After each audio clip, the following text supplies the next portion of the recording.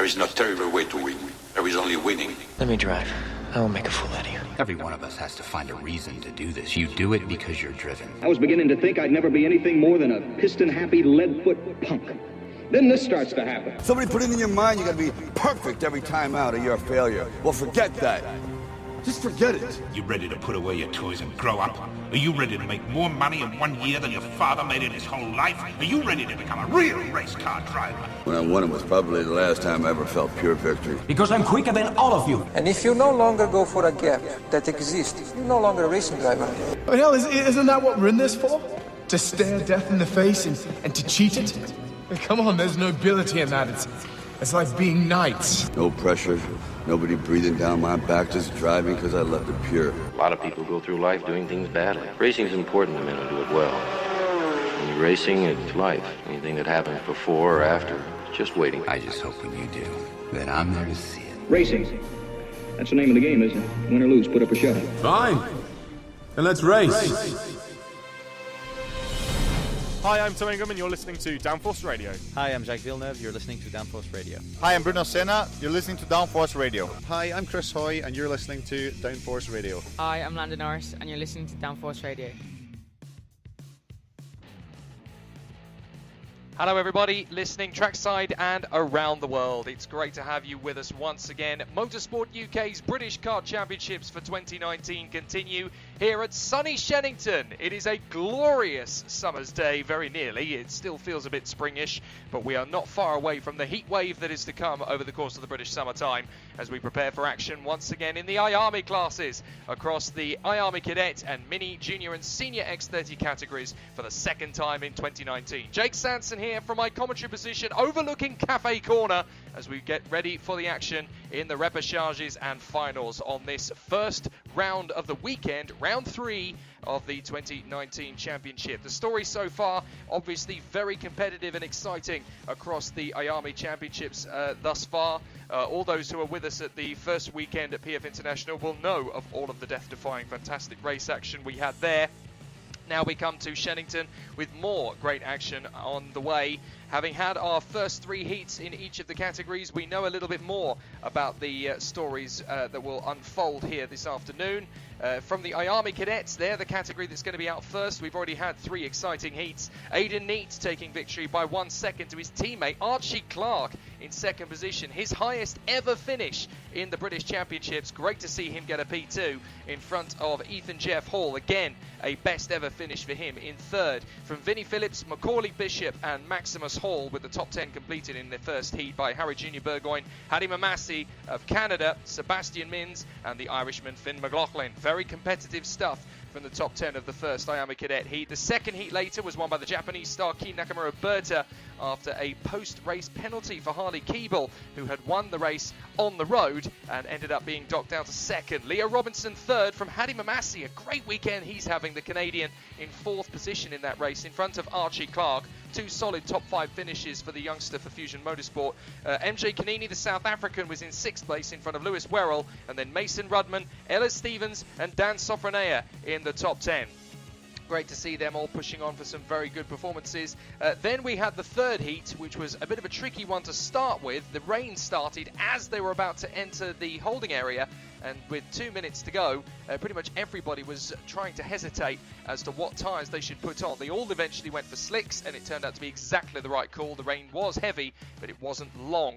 Kei Nakamura Berta taking the victory by 0.06 to Harley Keeble in the end, and he does look like the nearest challenger to Kei Nakamura Berta this weekend. Finn McLaughlin third, a brilliant run from the Irishman in front of Brandon Carr, Aidan Neate and the privateer sensation Macaulay Bishop in the top 6. From Ethan Jeff Hall, Harry Junior Burgoyne, Sonny Smith, who's had a chaotic day at the office, finished 9th in his second heat. In his first one, he retired with 4 laps to go, with the kart taking off without him at the Bruno chicane and charging into the tyre barriers.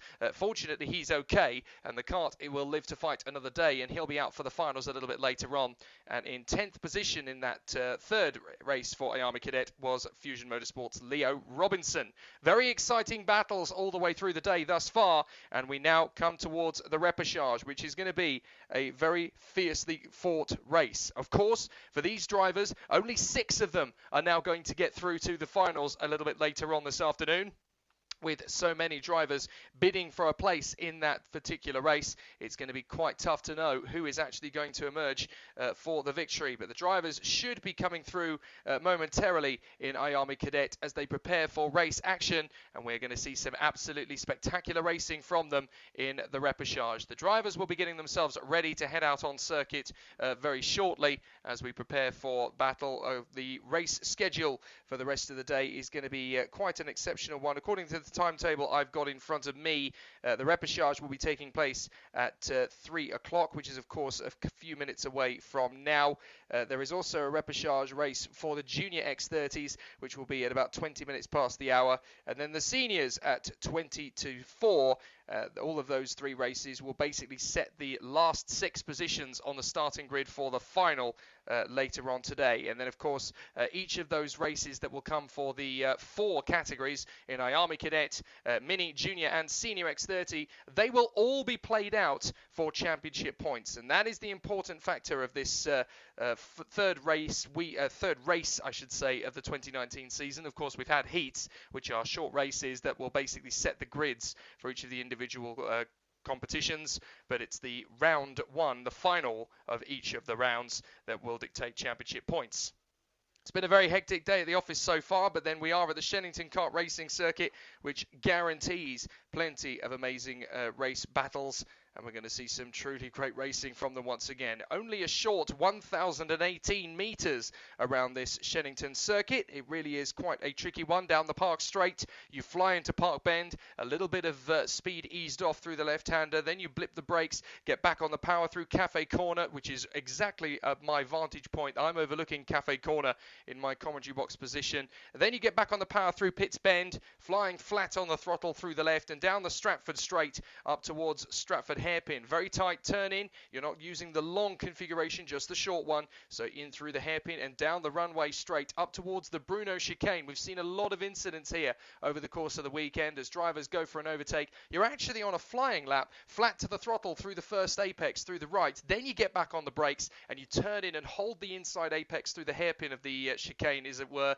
the tight left-hander. Then you're back on the power through the right flick, down the hanger straight, and then you keep the kart firmly flat to the floor through hanger corner. You've got to get the right line through this particular part of the course as well, as the kart can start to slide around with an awful lot of momentum lost, and you manage to bring the kart down to a stop. Heavy braking for the hairpin at Wilkins. Get this right and you are going to get a really strong run out of that corner, out of the hairpin, back on the pace as you come up through the left flick and onto the Park Straight once again. As I said, only 1,018 metres around this Shenington circuit. It's one of the shortest on the circuit. However, it is also one of the fastest. I like to call this place the Monza of British karting. Lots of long straights and fast, furious corners with plenty of apexes to play with. It's not quite clear-cut yet as to who is going to be out there for a good show, but we've had plenty of great racing from the drivers thus far. IAME Cadet coming up very shortly. If you are listening along via Downforce Radio, then do please send us some messages and tell us who you're rooting for. We are going to be live all the way through the rest of the day, trackside here at Shenington Kart Racing Club for the third round of the 2019 Motorsport UK British Kart Championships for the IAME categories. Plenty to do, plenty to talk about, and lots of great race action on the way. Hi, I'm Tom Ingham and you're listening to Downforce Radio. Hi, I'm Jake Villeneuve, you're listening to Downforce Radio. Hi, I'm Bruno Senna, you're listening to Downforce Radio. Hi, I'm Chris Hoy and you're listening to Downforce Radio. Hi, I'm Landon Norris and you're listening to Downforce Radio.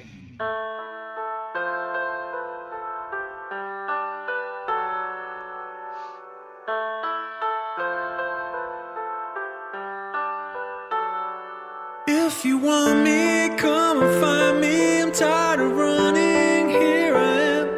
If you want me, come and find me. I'm tired of running, here I am. If you want me, come and find me. I'm tired of running, here I am. And there's nothing more than this that I could give. Here I am.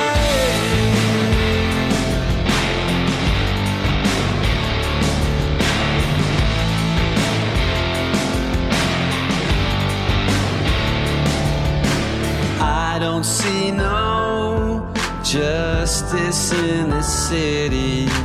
I can feel the darkness all around, but you don't even know what I've been through. I made it here somehow, so I can't let it go. Gotta make it right, not gonna live it twice. Gotta get up off the floor. Gotta live this life, gotta fight this fight. Gonna stand for something more. If you want me, come find me. I'm tired of running, here I am. If you want me, come find me. I'm tired of running, here I am. If you want me, come find me. I'm tired of running, here I am. And there's nothing more than this that I could give. Here I can see you and the life that you've been living. They wanted to beat you to the ground, but you don't seem to know when to give in. You made it here somehow, and you're not letting go. Gotta make it right, not gonna live it twice. Gotta get up off the floor. Gotta live this life, gotta fight this fight. Gonna stand for something more. If you want me, come find me. I'm tired of running, here I am. If you want me, come find me. I'm tired of running, here I am. If you want me, come find me. I'm tired of running, here I am. And there's nothing more than this that I could give.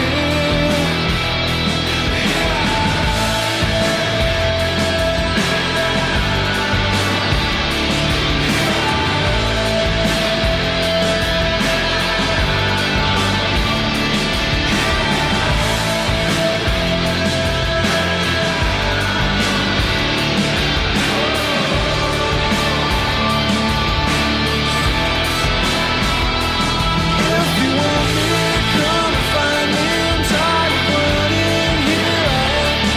If you want me, come find me. I'm tired of running, here I am. If you want me, come find me. I'm tired of running, here I am. And there's nothing more than this that I could give.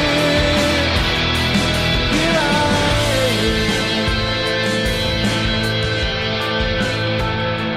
Here I am.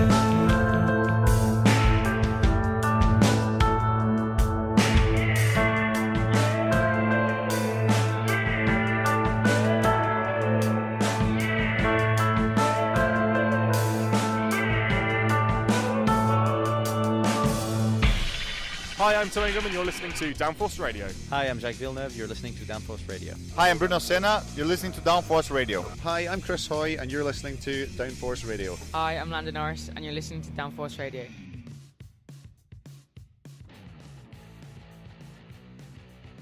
So we're getting ourselves ready then for the repechage races here at Shenington Kart Racing Club, the 2019 Motorsport UK British Kart Championships, the third round of the IAME classes for the 2019 season.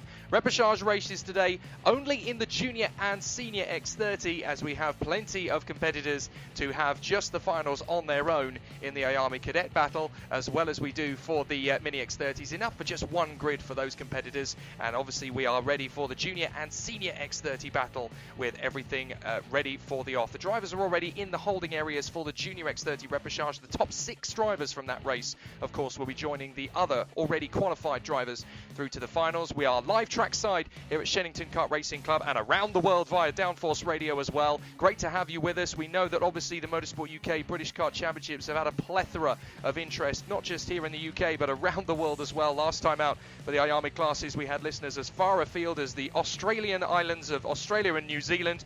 Also we've had people listening as far and wide as Asia, in the Korea, Singapore, Thailand, Indonesia. Those countries have all been listening in, as well as a little bit of a presence in North and South America. To the African countries, we had people even listening as far away as Zimbabwe last time. So if you're listening again, great to have you with us once more.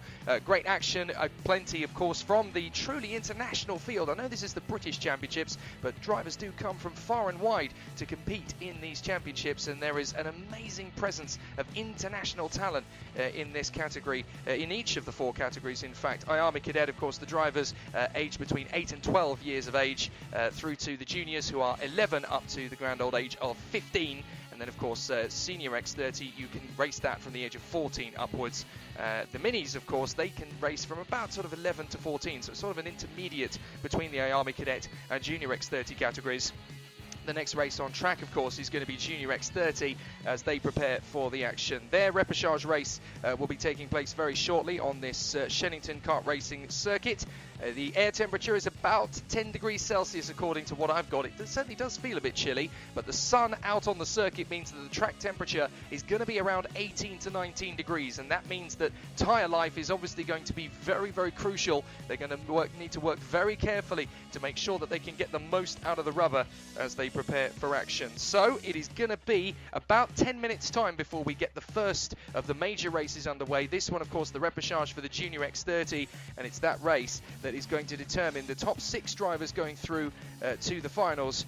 And we're going to have a very competitive field of drivers getting through for that race. Just to give you a quick talk through the grid before we take a quick pause, it is Aaron J. Walker, I should say, for Dan Holland Racing, who's going to be there in pole position for the repechage. Alongside him on the grid will be Blake Anglis, the very competitive privateer. On the second row of the grid, it is set to be Alex Moody for Cato Motorsport, alongside Pierce Sexton Racing's Mikai Singh on the Paralin chassis. Then it will be Alex Lee for Coles Racing and Harvey Ryby for Pierce Sexton Racing.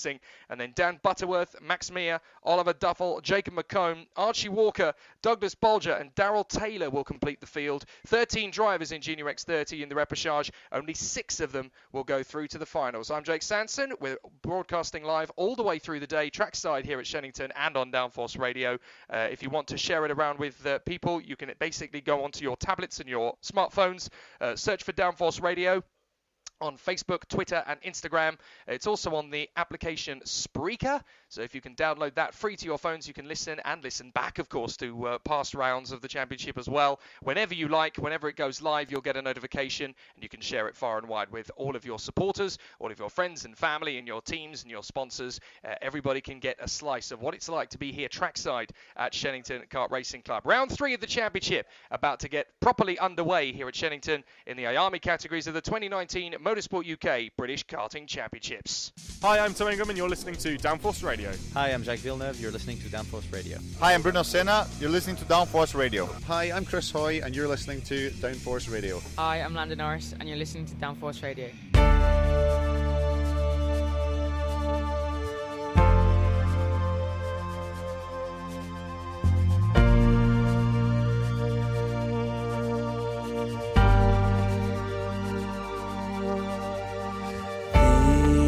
Thinking back, I've come so far. My eyes can barely take in the scene. So many times I could have given in and taken the familiar road. We've run through the desert sands and taken steps upon the borderlands. Yeah, yeah. I couldn't have imagined this. We've run through the desert sands and taken steps upon the borderlands. Yeah, yeah. I couldn't have imagined this.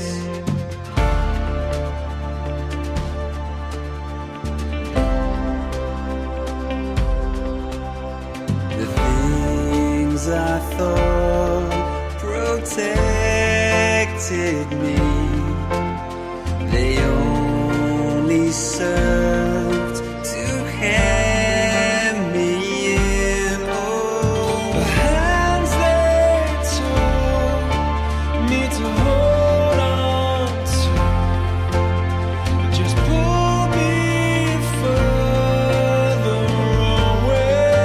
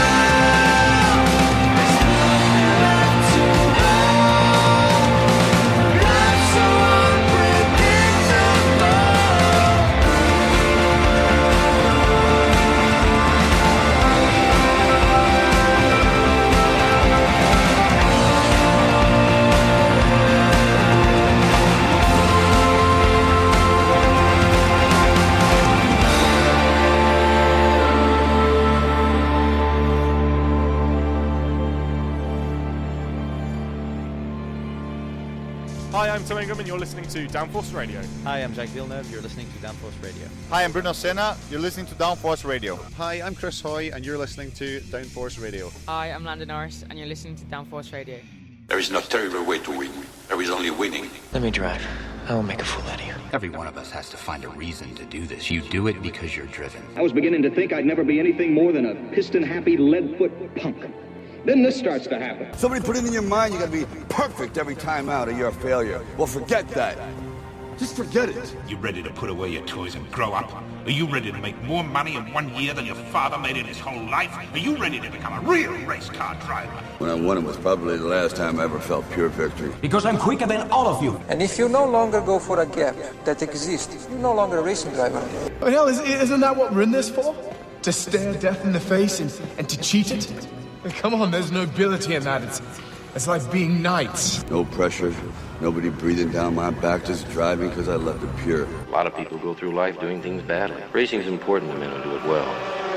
When you're racing, it's life. Anything that happens before or after, it's just waiting. I just hope when you do, that I'm there to see it. Racing. That's the name of the game, isn't it? Win or lose, put up or shut up. Fine. Then let's race.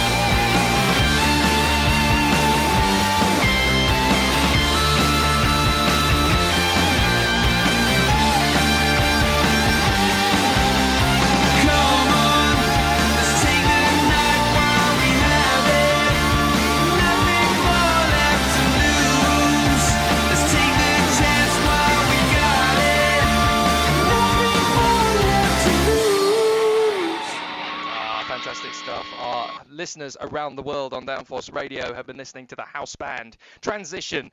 They've got a real nice sporty, motorsporty vibe to them, haven't they? Transition.tk is the website if you want to purchase their music. They are available on iTunes and various other platforms as well. Do give them a support. We absolutely love their tunage. Right, it is time for action in the 2019 Motorsport UK British Kart Championships here at Shenington. The IAME class is about to kick off for the repechage races. Only 2 races in the repechage this particular weekend, and they are for Junior X30 and Senior X30. Their race is coming up shortly. The last time we ran a repechage, of course, was last time out at PFI, and that was won by Alessandro Serenetti, who had a really difficult weekend leading up to that point and got himself back into the action in the repechage on the Sunday after what had been a pretty treacherous weekend leading up to that point. The other winner of a repechage in Junior X30 up to that stage had been Zach Meakin, but now it's time to reset all of that and go racing once again. Let's talk you through the grid for this first repechage race of the weekend. It's Aaron Walker and Blake Anglis, and then it's Alex Moody and Mikai Singh, with Alex Lee and Harvey Ryby on the third row from Dan Butterworth and Max Meir, then Oliver Duffel, Jacob McComb, Archie Walker, Douglas Bolger and Darrell Taylor. And of course, remembering that only the first 6 drivers across the finish line in the repechage race will go through to the final.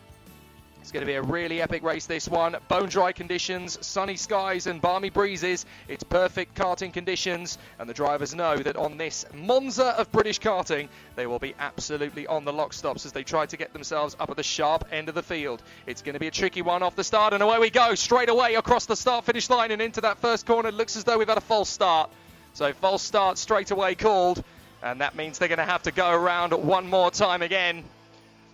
So the drivers will obviously battle away to make sure that they are in the correct positions on the starting grid once again. They obviously have to work very hard at this early stage of proceedings to get themselves into the correct positions on the grid. And then obviously once they are in formation, they obviously have to do a lot of work from that moment onwards.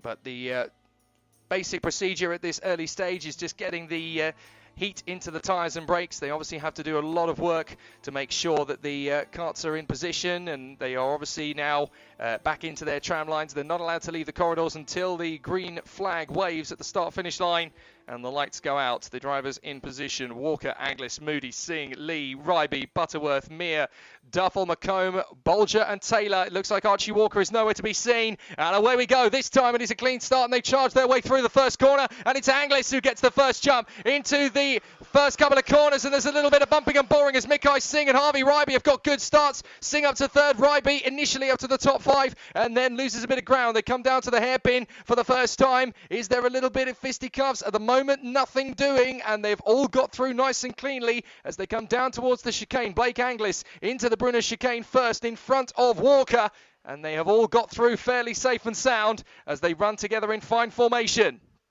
Down to the far side of the circuit and up towards Wilkins, trying to get that inside line. It is so far so good for Blake Anglis. He leads the way, but he's got a lot of pressure from Aaron J. Walker as they come down the straight and over the start-finish line once again. Through the left-hander into the first corner, and that is a beautiful lunge up the inside and into third position for the 67 of Max Meir, who gets through into P3. Good start to the race from him. Is there going to be a lunge from Aaron J. Walker into the Stratford hairpin for the first time? We're certainly looking for a move, but he hasn't made it yet. I think he just wants to disappear out front with his rival to stretch out a gap before making the move later. So it's Anglis in the lead, Walker second, Meir third, fourth position. That looks to me like another of the Coles drivers. I would guess that is Alex Lee, who's now made his way past Mikai Singh.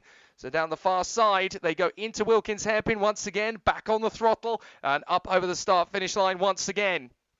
It is Anglis in the lead of the race, but up to second has come Max Meir. So Max Meir pushing hard. Aaron J. Walker trying to get through into third position, but he's lost ground again as through comes Alex Lee into B3, and Aaron J. Walker has fallen away down to fourth position. Meanwhile, making his move up into the top 5 is Darrell Taylor, as he has got past both Mikai Singh and Harvey Ryby. So a good run from Darrell Taylor. He now finds himself in P5 as they come down to the Bruno chicane. Anglis has lost the lead. Max Meir has gone through into P1, so Max Meir has hit the front. A fantastic run on this lap as Max Meir now pushes himself into the lead of the race. And as they go through Wilkins and back on the power once more, it is going to be a tough race from here on in. They all know that as Max Meir continues to charge forward in the lead of the race. Second position is now debatable, and up the inside goes Alex Lee into the first corner, and through Cafe he goes in second place.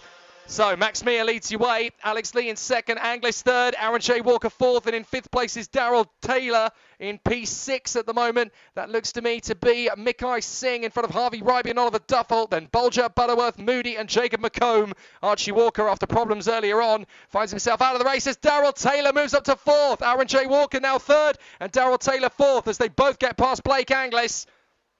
So Anglis is back into fifth position. Is he going to make his way back into top 4? He's working very hard to try and get himself back past Darrell Taylor, but Taylor is making light work of it as round at the far side of the circuit. Looks as though we're going to have a bit of a squabble, and up the inside past Blake Anglis. That is the move from Mikai Singh, and Harvey Ryby's going to try and get the same move made on Blake Anglis. If he gets through, then he'll get through to the finals, and Anglis will be demoted. So Mir, Lee, Walker, Taylor, Singh, Anglis and Ryby, with Oliver Duffel trying to break through into the top 6 as well. Harvey Ryby trying to get into that crucial 6th position spot that would earn him a place in the finals, and that would really put the feather in the cap. Recently turned 13, Harvey Ryby, pushing hard for the Pierce Sexton Racing team to try and get into that top 6 spot. So out of the final corner and onto the main straight once again. Looking at the times, obviously we're running short on it. 8 minutes and 20. Long repêchages in the British Kart Championships.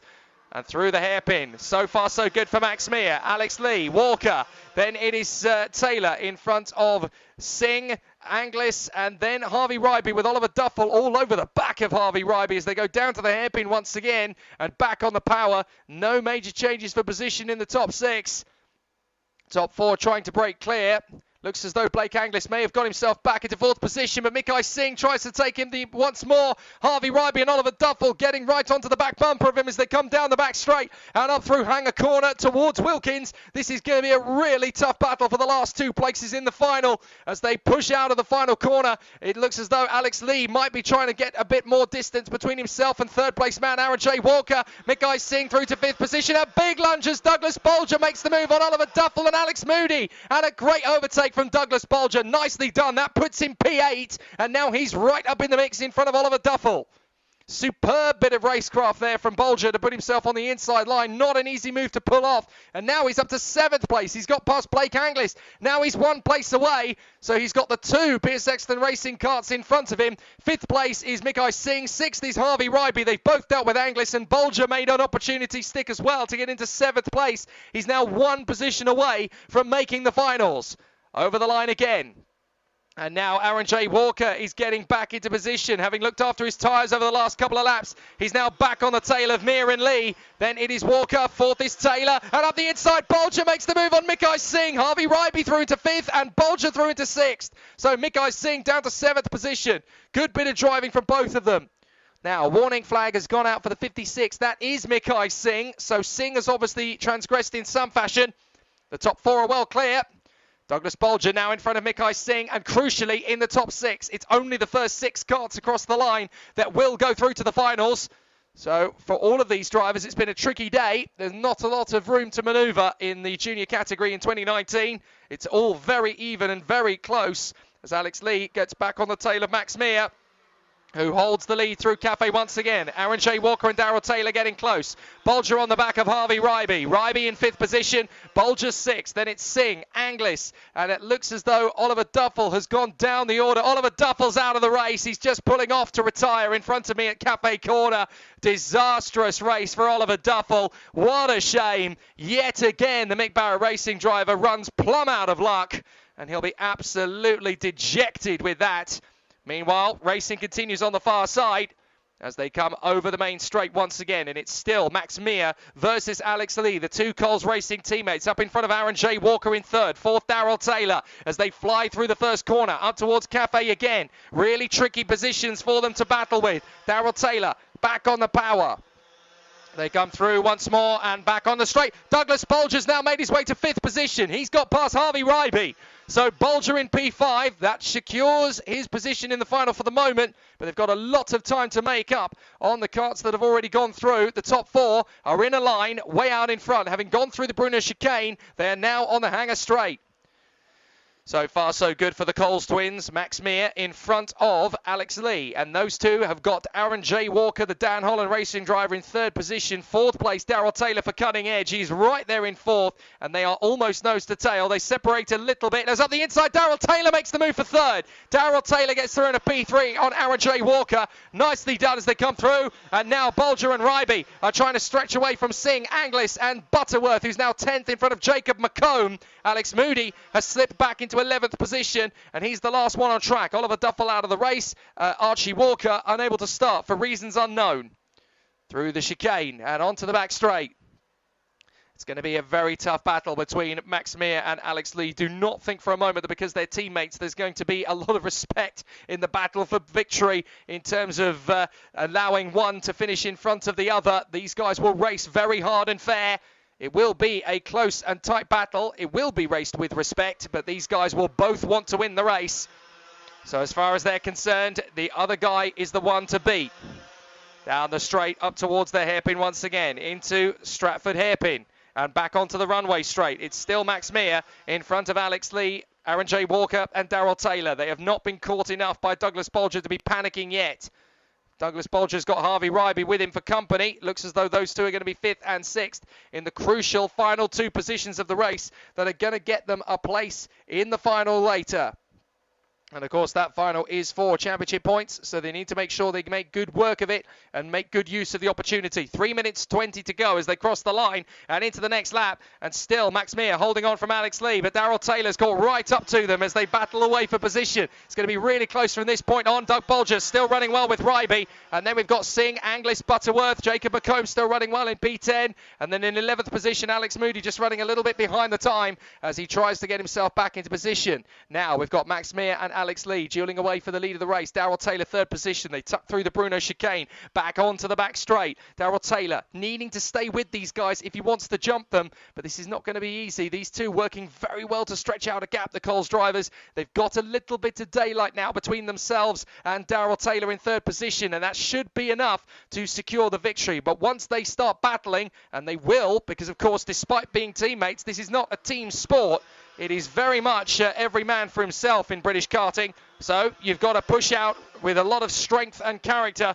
And if those two start battling for position, as we think they may well do, then we're going to see a really terrific battle behind as the two drivers in 3rd and 4th, Darrell Taylor and Aaron J. Walker, are going to bring themselves back into the hunt. So far so good, as Blake Anglis is getting himself back up the order.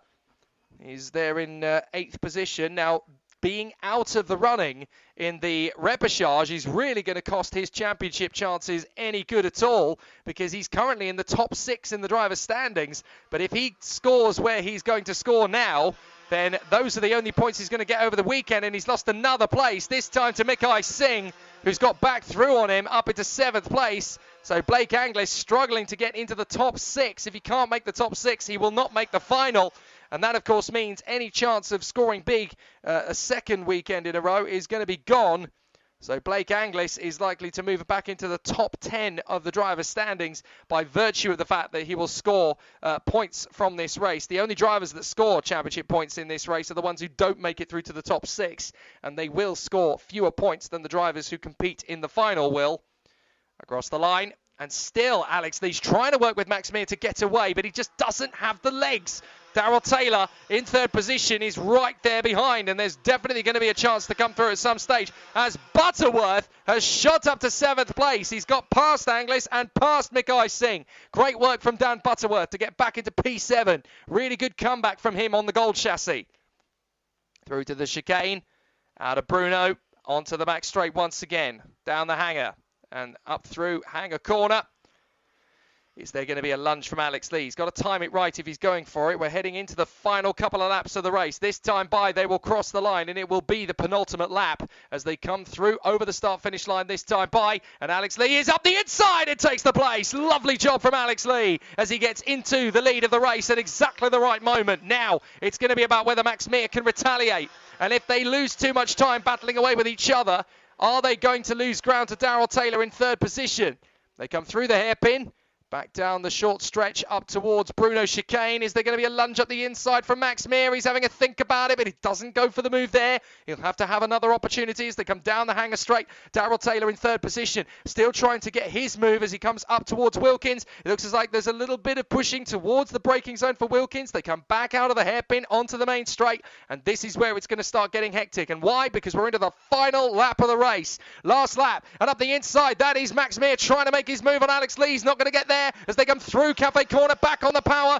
Darrell Taylor getting very hungry in 3rd position.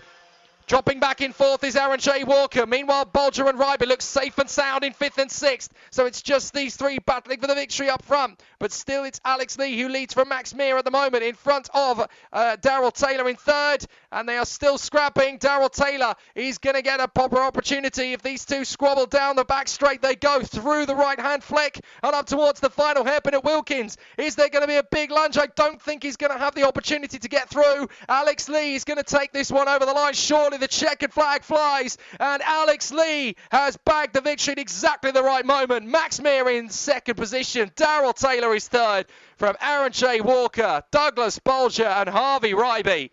That's your top six, and those are the six that will go through to the finals. A very jubilant top three as they come through. A very satisfied Aaron J. Walker. Fourth position will do as he gets through to the top six. And Douglas Bolger and Harvey Ryby really well and truly have saved their bacon as well by coming through to the top six. Great performances from all of the drivers in that race. So it's Lee, Meir, Taylor, Walker, Bolger and Ryby in the top six. And barring any penalties, those are the six that will go through to the finals. Then it is Dan Butterworth in seventh from Mikai Singh and Blake Anglis. Jacob McComb is 10th. And then we have three retirements from the race, sadly. Alex Moody for Cato Motorsport. Also Oliver Duffel, the Mick Barrett driver, and Archie Walker failed to take the start. We're not entirely sure for the reason, what reason that is, that he was not able to make the start. We'll try and get a word on that one a little bit later on. But it is a very difficult start to the weekend for Archie Walker. Surely he will be back in action again tomorrow, trying to fight his way back through. So we'll see what happens as the battles continue. For now, though, we're going to see some really exciting race action again, this time from Senior X30 as they get ready for their repechage. And again, we're going to have about a dozen drivers fighting for just 6 places on the starting grid. It's never going to be easy to separate these guys. The last time we had a Senior X30 repechage, of course, last time out at PF International, we had 2 of them, one on the Saturday, one on the Sunday. That was won by Alex Lloyd, who had all sorts of difficulties that weekend, but managed to charge his way through for a victory in front of Nelson King and Eduardo Cosseteng, with Jensen Brown, Morgan Porter and Alex Wang all coming through in that race to end up in the finals. The second repechage of that weekend again saw Alex Lloyd charge through in front of Rory Hudson and Henry Ayers, with Piers Henderson, Thomas Wood and Roman LaRue in the gaggle with them. Now this time out things are going to be very different, because last time we had 50 drivers on the grid at PF International, very popular circuit. This time in Senior X30 we have just 42. A few of them are not able to attend this second round of the championship for varying different reasons. But for this one, it's going to be Matthew Hudson who starts from pole position for Mick Barrett Racing. He'll be there on the left side of the circuit. To his right is going to be Henry Ayers for the KR Sports Squad on the Cosmic chassis. He'll be there on the front row of the grid, with Harry Barlow and Tom Nippers joining each other on the second row of the starting grid. And then it will be the Spaniard Ruben Moya who comes through for Piers Sexton Racing. Good to see him racing in the UK. He's obviously had a very strong career out in Spain and in Europe, but it's great to see him in the British Championships. Alongside him on that third row of the grid is going to be Tom Wood for the ST Racing Squad. Then Tom Westworth for the AP Racing squad, Andy Potter Racing with the Ralph Schumacher chassis. Charlie Lamb is there in 8th position for Mick Barrett Racing. And then Reese Ushijima, the Japanese driver, well, dual nationality, part Japanese, part American, there in 9th position on the grid. Alongside him on the grid is going to be Cameron Coombs for Mick Barrett Racing. Then Josh Graham, Axel Laflamme, Alexander Wang, and Lee Chamberlain will fill out the grid. 14 drivers in this race, and only the top 6 across the line will be the ones that progress through to the rest of the weekend, or certainly the rest of today, I should say, because obviously we get to the finals later, finish all the races, and then we hit the reset button. It's a complete fresh start tomorrow with warm-up into time qualifying again, and then the action continues on into the heats, repechages and finals for a whole new round. It's a brilliant format. It basically gives you double the race action over the course of 2 days. 2 podiums, of course, in one go as well. One on Saturday night, one on Sunday night. It makes the racing no holds barred, fast and furious and frenetic, and we absolutely adore it. We're getting ready for the action once again in Senior X30, with only the top 6 drivers across the finish line from the repechage due to go through to the next encounter. And after this race, of course, ladies and gentlemen, that is the time when we start talking about championship points and the final, because, of course, that is the race that will figure us out and give us an indication as to who will take the lead of the championship heading into tomorrow. The race this afternoon, the final in each of the 4 categories, counts towards the Drivers' Championship. It will be round 3 of the 2019 championship. 12 rounds across 6 weekends. 1 round on the Saturday, the other round on the Sunday. That's how the format works, and we absolutely love it. So far, everybody who's talked to me about it has said, love it. We've got something to shoot for on Saturday. If it all goes wrong, we've got something more to shoot for on the Sunday. It's a brilliant race format, and it gives everybody a chance to give their best. Even if one day goes badly, the second can be their renaissance. The gate comes up, and the drivers are sent out onto the circuit. So let's talk through the grid one more time in detail. Matthew Hudson, pole position for the repechage for Mick Barrett Racing on the front of the grid, with Henry Ayres of KR Sport second alongside him on the front row. Harry Barlow for the M Sport karting team is third alongside the privateer. Tom Nippers, the Welshman. Then it's the Spaniard, Ruben Moya for Piers Sexton Racing. Alongside him is Thomas Wood for ST Racing. Then it's the Ralph Schumacher chassis. For Andy Potter Racing, it's Tom Westworth. Alongside him on the grid, it's Mick Barrett Racing driver Charles Lamb. And then it's Rhys Ushijima for the PSR team, along with Cameron Coombs of Mick Barrett. And then Josh Graham, Axel Laflamme, Alex Wang and Lee Chamberlain complete the 14 kart grid with only 6 places available in the final. So the drivers are in position. They're getting ready for another no-holds-barred, fast and furious, action-packed race. 12 minutes around this 1,018-metre circuit. And that is going to be tough. Away we go, and it's a cracking start immediately. Out into the lead goes Henry Ayres. He gets a cracking start. So too does Tom Nippers. Nippers through into second place as they charge through Cafe Corner and up towards the hairpin already. And that looks like a very quick start from Tom Wood, who is charging his way forward. Tom Westworth seems to have got a good start as well on the Ralph Schumacher chassis. As they come through to the hairpin, it looks as though everybody's just about okay. A little bit of a jostle for position down to the Bruno chicane. But Henry Ayres leads the way in front of Tom Nippers. And that is one of the Mick Barrett drivers, I'm guessing Matthew Hudson, who is through in third position. They go down the back straight and up towards the hairpin once again. Out of Wilkins. And then coming back onto the main straight once again. They will cross the timing beacon and into the second lap they go. And up the inside, Tom Nippers is going to get the lead. Nippers gets through and takes the lead of the race in front of Henry Ayres and Matthew Hudson. Then it's Ruben Moya, the Spaniard, in fourth place in front of Westworth, Barlow, Lamb, Wang, Graham, Laflamme, Chamberlain and Coombs. Non-starts for both Tom Wood and Rhys Ushijima, we are told. Or certainly neither driver coming through at the end of the first lap. Whether it's non-starts or not is yet to be seen. Trying to look for them around the circuit. Can't see them anywhere. So I get the feeling that they've already had some difficulties. So at the moment, it's the top 4 breaking clear. Nippers, Ayres, Hudson, Moya. And the 4 of them are absolutely charging away from the rest of the pack. They come out of the hairpin, back on the power, out through the left flick, and onto the main straight once again. Tom Nippers heading the pack, trying to hold on. No, it's Henry Ayres in front, in fact. Ayres has got through now in front of Tom Nippers. Then it is the 5-6 of them behind, all queuing up. So Ayres in front of Nippers, then Hudson, Moya, Westworth and Lamb from Wang, Laflamme, Graham, Barlow, Chamberlain and Coombs. Harry Barlow having all sorts of problems for the M Sport team as he has now slipped back into 10th position. Real problems from his point of view as they go down the back straight into the Bruno chicane.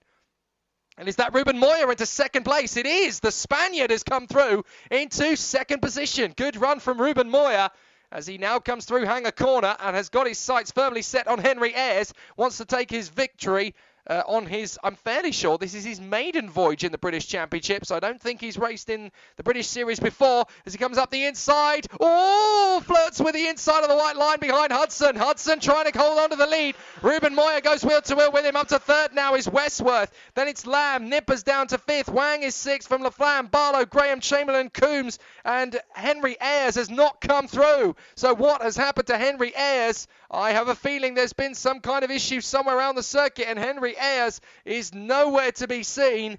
I think he has dropped back into, yes, he has dropped back into 12th position. My apologies. So he's right down at the back of the queue. And now Henry Ayres has got to try and fight his way back from dead last, which in this field is 12th. So they come back through onto the main straight once again. And the race leader is Matthew Hudson in front of Ruben Moya and Tom Westworth on the Ralph Schumacher chassis. Then in fourth place is the 59 of Charlie Lamb. Then Nippers and Alex Wang, the Singaporean, in front of Axel Laflamme, Harry Barlow, Josh Graham, Lee Chamberlain, Cameron Coombs and Henry Ayres, who will be absolutely gutted to have fallen all the way back to 12th position. So onto the back straight once again, up towards the Bruno chicane. A really strong battle from the drivers as they come through on the far side. Westworth still there in third position in front of Charlie Lamb. Really good racing from those two as they go down the hanger straight, through the right flicker hanger and up towards Wilkins again. Back on the power, up through the throttle and onto the main straight once again. The duel for victory still going strong as Ruben Moyer hustles Matthew Hudson through turn one. Westworth nearly loses ground to Charlie Lamb on the inside line of the first bend, but through Cafe he holds on to third position. Henry Ayres has already started making progress. He's got past Cameron Coombs in 12th, and he's making light work onto the back of Josh Graham, I think it is. No, it's Lee Chamberlain first to try and get up into 10th position. So Hudson is your leader, Moyer second, then Westworth, Lamb, Nippers, Wang, and it looks like Henry Ayres is past Lee Chamberlain. Yes, he is. Back up in a 10th position. So he's got time. 7 minutes and 50 seconds plus the additional lap. If he wants to get himself back into winning contention, he does have time to do it. Plenty of time, in fact. He just needs to pick them off one by one and be in the right place at the right time. As there's a battle going on for 4th position. That's Nippers trying to take on Charlie Lamb through the first corner. Henry Ayres is all over the back of the 33 of, that is Josh Graham. So Coombs and Chamberlain have already been well dealt with. In fact, Coombs has got past Chamberlain on that lap as well. So Lee is down to 12th position. The leaders come back up towards the chicane into Bruno. And it's Hudson in front of Moyer.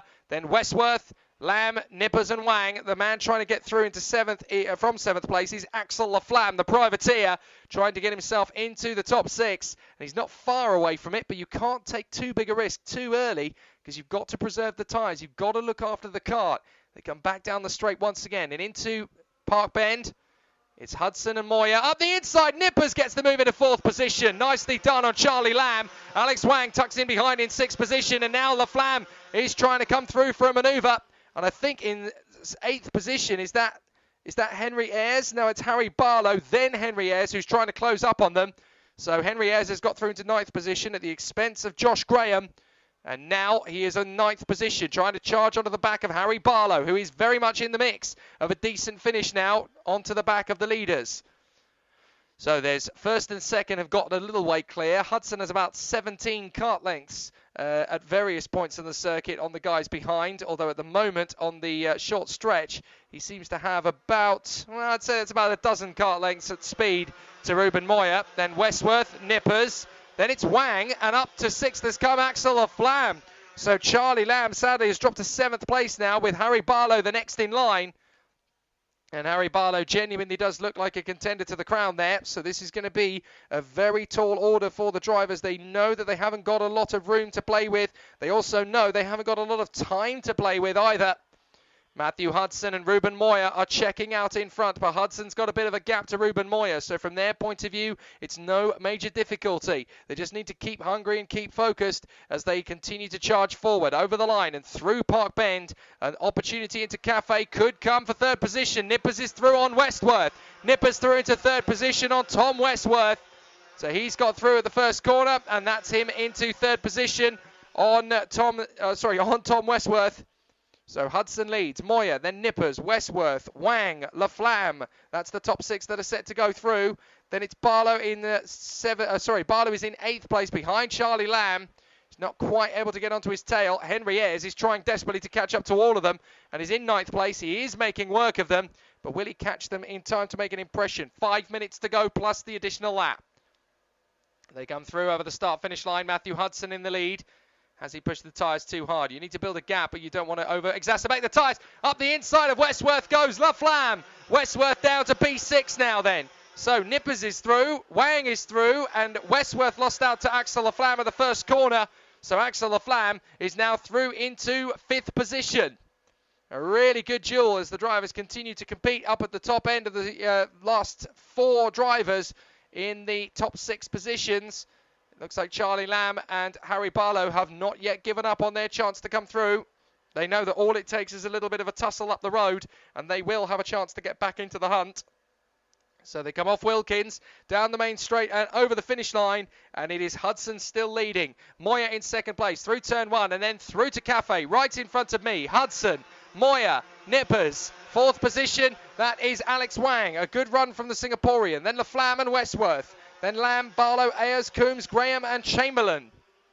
But up at the front, no problems at all for Matthew Hudson. He looks as if he's got a solid victory in the bag here in front of the Spaniard, Ruben Moya. A fantastic effort from Ruben for the Piers Sexton Racing team. He's been looking very strong at various points over the weekend. Didn't get the best of luck with qualifying, and it's tumbled away since then. But in this fight against some of the established drivers in Britain, Ruben Moya is doing a fantastic job. Good to see the Spaniard putting on such a good show. So Matthew Hudson leads the race and does so convincingly. Ruben Moya is now starting to lose a little bit of ground.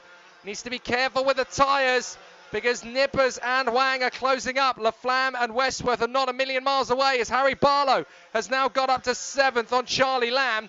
And Henry Ayres looks as though he's going to make the same move into the hairpin. Henry Ayres trying to go for the move. Hasn't quite been able to make it yet, but he's definitely thinking about it as they come through.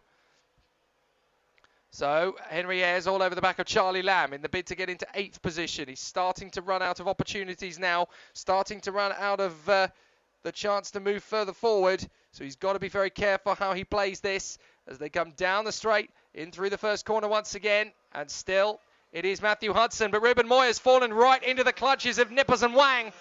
So Ruben Moya's got to be very careful on the defence. In second position, 2 minutes and 25 plus the additional lap to go. And Ruben Moya, the Spanish ace, is looking very vulnerable as they come up to the hairpin. I think Ruben Moya is hanging on to this second place for dear life, like a man over the cliff with only 2 fingers hanging on.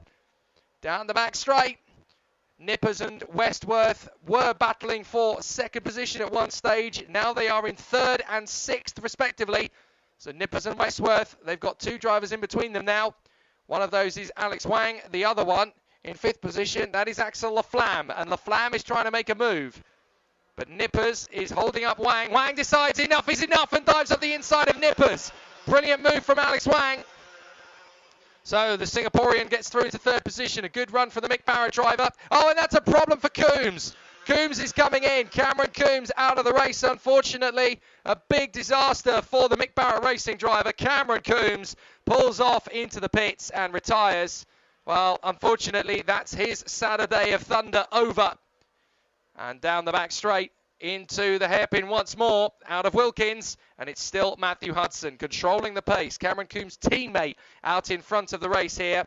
As he continues to hold the battle now, Ruben Moya is in some serious jeopardy. Alex Wang is all over the back of him, and the Singaporean's not going to wait around as Axel Laflamme tries to get a move on the Welshman. Tom Nippers in 4th. Westworth is still there in 6th. Harry Barlow through to 7th place. Henry Ayres really struggling to get the move on Charlie Lamb. And we've got Josh Graham and Lee Chamberlain battling away for 10th position. It was 11th, but with Cameron Coombs out of the race, Ruben Moya has lost the place now. Alex Wang through in a 2nd position. So Alex Wang has come through to P2. A really good start to the weekend then so far from this repechage for Alex Wang. It's a good comeback. So Matthew Hudson in 1st, Alex Wang in 2nd, Ruben Moya in 3rd. Still hungry and still pushing as we go into the penultimate lap of the race. Nippers still there in 4th. Up the inside goes Axel Laflamme at Cafe, and he gets through. Nice bit of driving from Axel Laflamme. So good battle so far then from the top 6, and it's not done yet. They are all still going to be pushing hard. But we're going to see some truly spectacular racing from them if things keep up as they are. Axel Laflamme in front of Nippers and Westworth. They were fighting for 2nd. They're now fighting for 5th, those 2, in behind Axel Laflamme. And as they come through on the far side, there is still going to be plenty to duel for as they get back on the power and down the main straight. Is there going to be one final change for 2nd place? Because Alex Wang still got Ruben Moya all over the back of him as the leaders go into the final lap. Final lap now. And as they go through past Cafe, Alex Wang is not going to lose 2nd position to Ruben Moya if he can help it. Axel Laflamme now steady in 4th position. Henry Ayres is desperately trying to take on Charlie Lamb one last time. But I have a feeling he's going to run out of opportunities. Into Bruno chicane for the final time. No problem at all for Matthew Hudson. And also for Alex Wang in 2nd position ahead of his challenger. And that is the Spaniard Ruben Moya. But Matthew Hudson is going to come through and take the victory in the repechage. And that will book him back into position again for the final. The checkered flag flies and Matthew Hudson canters to the win in the repechage. Good drive from Matthew Hudson. Alex Wang in 2nd in front of Ruben Moya. 4th position for Axel Laflamme. It is Westworth who can't quite beat Tom Nippers over the line.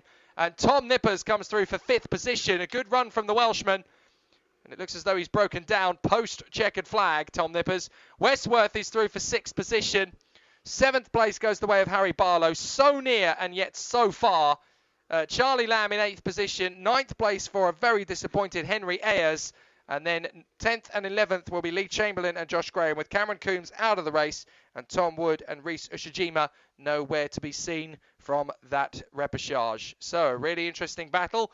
And now the next race on track is going to be one of the big ones. It is time to go racing very shortly indeed for the first of our finals. IAME Cadet is going to be the first race out on track for championship points.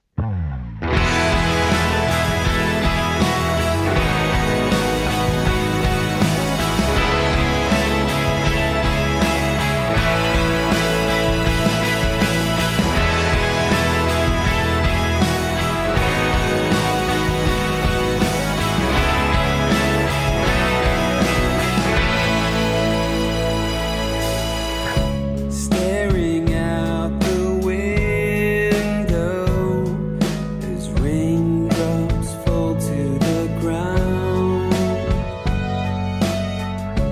Every drop a picture, telling stories. I can still hear the sound. And even though the memories will come and go, journey brings me closer to you. Am I really out here on my own? Should I look for the key or an open door? Are we really so far from home? 'Cause I know if this feeling can grow, then it's not the end. No, it's not the end.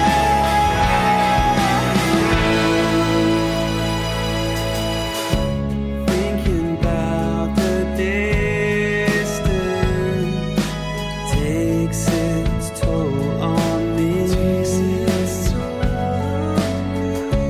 Wishing I was with you, facing the laughter and tears.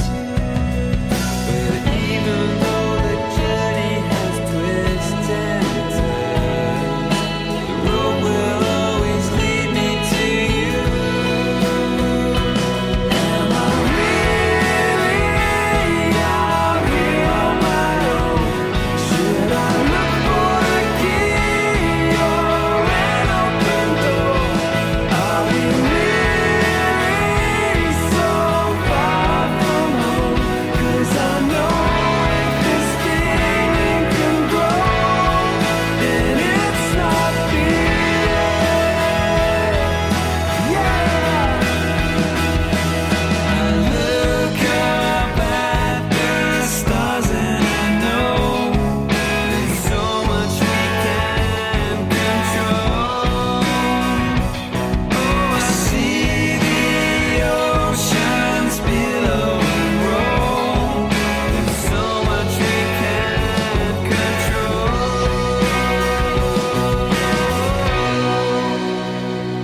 Am I really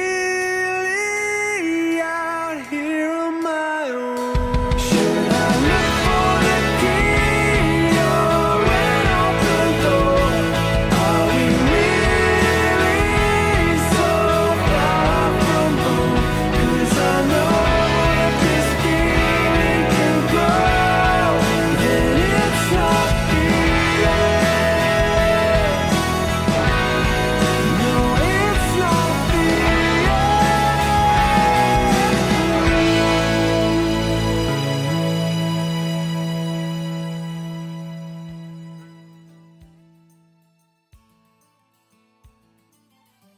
So tough racing ahead. That's what we know to be true. Mini X30 final is up first. And what a competitive field of drivers it is in 2019. We saw at PF International last time out how close it was going to be this 2019 season.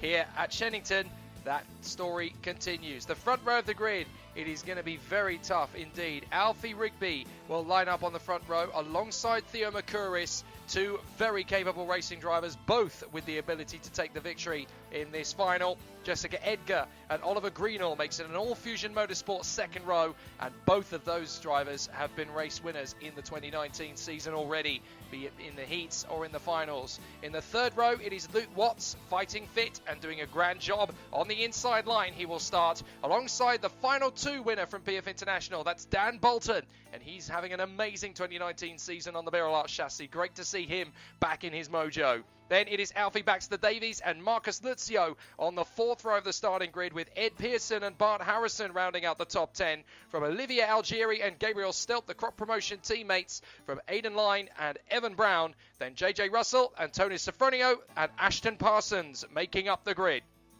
The gate raises and the drivers will head out on track as we go racing in the Mini X30 final. It's going to be a tough race and a long one. 15 minutes go on the clock. Air temperature 10 degrees Celsius at the most. I think it's going to be quite a tough race for all of the drivers. 15 minutes plus one lap around this circuit will push the tyres and the engines to the absolute limits. But these guys know what to expect. All 17 of them in the Mini X30 category in 2019, battling for the title. How close is it in Mini X30 this year? Well, after the first weekend at PF International, the top 12 drivers in the championship were separated by just 18 points. There is very little in it at all at the front end of the field in Mini X30, and it looks like it's going to go that way pretty much throughout the season. Drivers are formed up in positions. Are we going to have a false start? Looks perfect to me, and away we go. No, it is a false start. False start is called, and I think that's to do with one of the drivers, three of the drivers, sorry, being out of position. So three of them are out of line, and that is Evan Brown, Antonio Sofronio, and I think the other one was Gabriel Stilp, all of whom were not quite in their grid positions as they started the race. I know that for a fact that Gabriel Stilp struggled to get away from the holding area before the start of the race. So now the drivers will come through in position once again as they battle for race victory in the Mini X30 final. It's going to be a really exciting battle for the drivers as they prepare for glory. Only one of these 17 races is going to come through for the race victory. Let's see how it goes.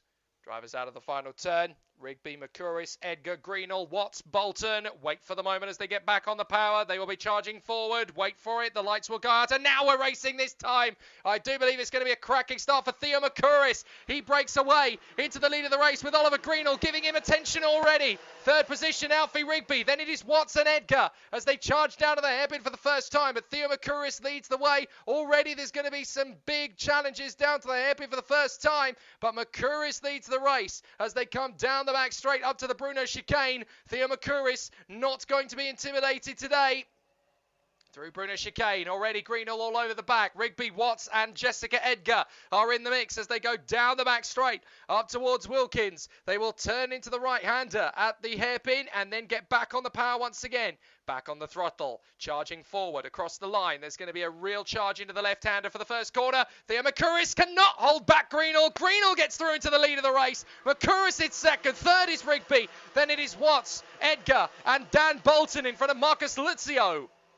So they go flying off the turn and back up towards the hairpin once again. But it's Greenall who now hits the front in front of Theo Mercouris. Back onto the power. And Theo Mercouris appears to have fallen down to 5th position. What's happened there? Rigby seems to have made the gap, and Watts and Edgar have both taken advantage of that as well. And that has dropped Theo Mercouris back into 5th position. Not the greatest of situations for him to be in, but Mercouris will now need to get on with the horse again and fight his way back up to the position. So Jess Edgar swarming around behind Watts, hoping for a way through on Rigby. As Dan Bolton tightens up to the back of Mercouris with company from Luzio. Then it is Pearson. Behind Ed Pearson is Algieri. Then it's Baxter Davies, Line, Harrison, Stilp, Sofronio, Brown, Russell and Ashton Parsons. Now, if it stays like this, Alfie Rigby continues in the lead of the Drivers' Championship and will extend the gap to 11 points on Dan Bolton as Mercouris makes a beautiful lunge into the Bruno chicane and gets through in a 4th position.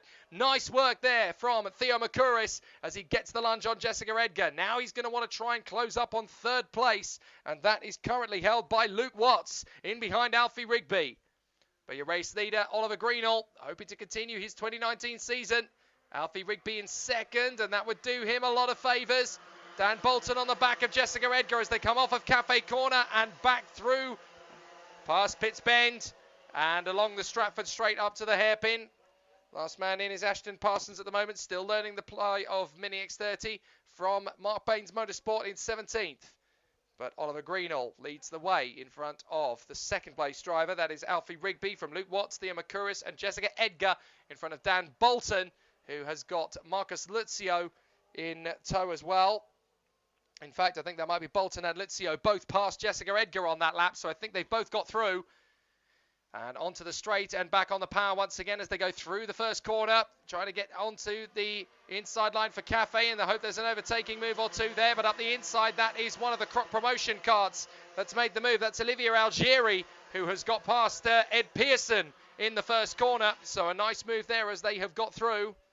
It's going to be a really exciting battle for them as they continue to push forward. And we'll see some really great race action from them. On the back straight, in through Brunner Chicane. Greenall hanging on for the moment in front of Rigby, Watts and Makuris. Those four have broken clear. Luzio's made the move now on Dan Bolton, and that's for 5th position. On towards Wilkins, and continuing to push out of that final hairpin. So far, so good for Oliver Greenall, the Fusion driver, out in front of the race to the field. Second place, Alfie Rigby trying to charge through and gain some ground through the first corner. Makuris dives through it up into 3rd position. Great run from Theo Makuris, a really exciting driver.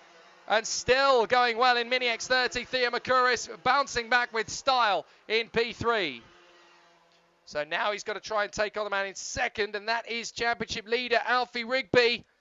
So Rigby would be on 187 points if it ended like this, with Bolton on 176 and Greenall and Watts tied on 175. This is a big moment for Rigby. If he can finish in the top 2, then his championship lead really will be his to command by the time we get to the 4th final of the season tomorrow. So let's see what Rigby can do to hold on from Theo Makuris, who's going to slice on the inside. Not quite. He doesn't make the move there, but Bolton's going side by side with Luzio, and that could leave the door open for Edgar, who loses ground. And now coming out the far side, Olivia Algieri gets past Jessica Edgar. Nice move from Algieri on the far side, around the outside, onto Pitts Bend. He gets through, going the long way round Jessica Edgar at the hairpin.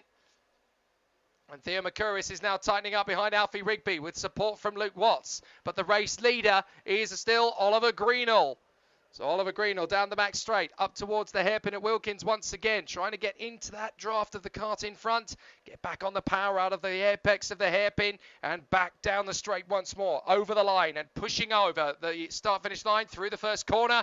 A little bit of a slide from Alfie Rigby as he gets himself back up the power once again, out of the hairpin and on the straight once more, up towards the Stratford hairpin. But Theo Makuris has got a good run here on Rigby. Is he going to make the move? No, Rigby's going to hold the inside line. He's going to dive on the inside of the leader, Greenall. Rigby's through, Makuris is through, and Watts is through.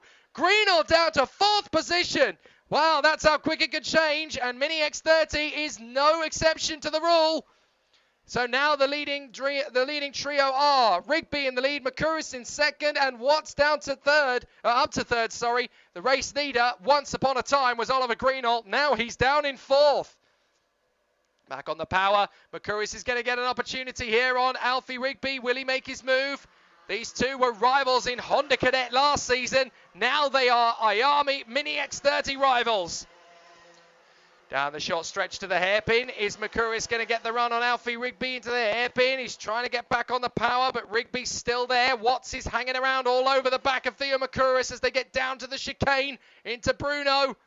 And Oliver Greenall's just hanging back in 4th position. He doesn't want to make any silly moves at the moment. He's still in a very good position here in P4. Theo Makuris trying to make a run for Alfie Rigby. Rigby hanging on for dear life in the KR Sport Kart, leading the race. 8 minutes 20 to go. They can't keep up this intensity of battle up for too long. Now Makuris is opting to go with Rigby. They're trying to get away from Watts, but Watts has support from Greenall. So these four are going to continue to squabble. Up to 5th now has come the 77. That's Bart Harrison in front of Olivia Algieri. And then it's Aidan Line from Alfie Baxter. And then we've got the queue of Bolton, Stilp, Luzio, Sofronio, Edgar, Brown, Russell, Pearson. and then Ashton Parsons. So there's been all sorts of squabbles in the midfield. They've all tumbled around. Bart Harrison and Olivier Algieri are the only ones who've got clear in 5th and 6th positions. Good bit of decisive driving from those two to gain a really strong position in this mid-phase of the race. Now they've got to work hard to hold on to it, but so far, so good. They come back on the straight again and into the first corner. Rigby in front of Makuris, Watts and Greenall. So Rigby, Makuris, Watts and Greenall, the top 4. Then Harrison and Algieri. Next up is the Cato Motorsport driver. That is Aidan Line in front of Alfie Baxter-Davies and Dan Bolton. Then Lucio, Edgar, Stilp, Brown, Pearson, Russell, Sofronio and Ashton Parsons. But here the leaders come through Brunner chicane once again. No change in position, but all 4 of them are absolutely welded to each other's bumpers. You'd be forgiven for thinking they were cable tied together. They are that close as they go through up towards Wilkins. Back on the power again. Coming up towards the start-finish straight and over the crest, over the line once again, into that first corner, sweeping through the left, up towards the hairpin, tight up on the inside line. No problem at all for Rigby to hang on in front of Makuris for the moment. Side by side for position, that's for 7th, and that is the 31 of Alfie Baxter-Davies, making the lunge there on Aidan Line for P7. Good move from Baxter-Davies, and that's put him into P7. The former cadet star now up into Mini X30 and gunning full guns blazing. Through the chicane, back onto the back straight. This is a good run from Theo Makuris now in 2nd position. He's got a good run on Alfie Rigby, who leads this race, but watch out for Oliver Greenall, who is there. Is that Greenall in 3rd position now in front of Watts? I think he's made the move. And that's Greenall to 2nd position. So Greenall has got past Makuris. Watts is there in P4 now.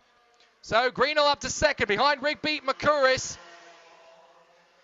is 3rd position, and then it is Watts. Then we've got Harrison versus Algieri, Baxter-Davies versus Aidan Line, and now Jessica Edgar leads the queue behind of Dan Bolton and Marcus Lucio with Stilp in 12th. Then it is Brown, Pearson, Russell, Sofronio and Parsons.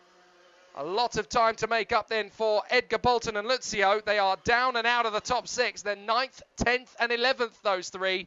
So their squabble in the midfield has definitely not worked out in their favour. If the race were to end like this, Rigby would be the championship leader with 190 points, 16 clear of Luke Watts if it stays like this, who is now in 3rd position. He's got the move on Greenall. Makuris is your leader. Makuris has got past Alfie Rigby and he leads the race. So now the gap comes down to 11 points again, with Makuris moving into 2nd in the Drivers' Championship if it stays like this. Makuris will never have been more determined to win a race, because he has a genuine chance of moving into 2nd in the Drivers' Championship with this win. If he can hang on in front of Alfie Rigby, this would be a gold rush opportunity. But Watts and Greenall are not done yet in 3rd and 4th position. 4 minutes 45. There's still quite a few changes to come in this Mini X30 final. Round 3 of the 2019 Championship. Round 4 is tomorrow's final. Over the line. Through the left-hander at Park Bend, up towards Cafe, slide through, keep the kart nice and planted. Watts is looking hungry on Makuris, who's down to 3rd now. So Greenall is in 2nd position. It is Rigby who leads the race. So Makuris back down to 3rd. Lots of shuffling of the deck in Mini X30 then, and it all seems to happen towards Wilkins. Out the inside, Makuris makes the lunge back on Watts. He dropped to 4th and has got back through into 3rd immediately. Now Greenall is stepping up the attack to go for Alfie Rigby. Up towards Wilkins at the hairpin. Can he make the move, stick on the inside? Rigby hanging on to the inside line as they come off of Wilkins. He's not going to lose the place unless Greenall gets a move around the outside. And he's definitely thinking about it. Rigby holds that inside line. Greenall comes around the far side. Makuris and Watts working together to hold back onto them. Harrison and Algieri are not far away in 5th and 6th, and then Baxter-Davies and Aidan Line are scrapping away. Jessica Edgar and Marcus Lucio have got well clear. What's happened to Dan Bolton? Bolton's had an off. He's rejoined in front of JJ Russell, the Spirit of Senna kart. So I'm not sure why Bolton has gone down the order, but something's not gone right from his point of view. And we've had a warning flag go out. Now that's for Marcus Lucio. I'm not sure what that's for, but that was some minutes ago, we're told. So out of Wilkins, the leaders are still duelling, still squabbling away. Do we have a new leader? It was Alfie Rigby as he comes through. He's just about hanging on in there in front of Greenall. Makuris 3rd, Watts 4th. They go through Cafe, still in that order. Back on the power. Harrison defending valiantly from Algieri as they squabble over 5th. And Baxter Davies comfortable for the moment, although Aidan Lyon is right on his tail. They come out of Stratford Hairpin. On down the runway straight, and it's Rigby in front of Greenall. Greenall trying to edge away with Rigby. They're trying to extend the gap. They do not have a lot of time left. 2 minutes 40 plus the additional lap. This might be an opportunity for Greenall to move forward.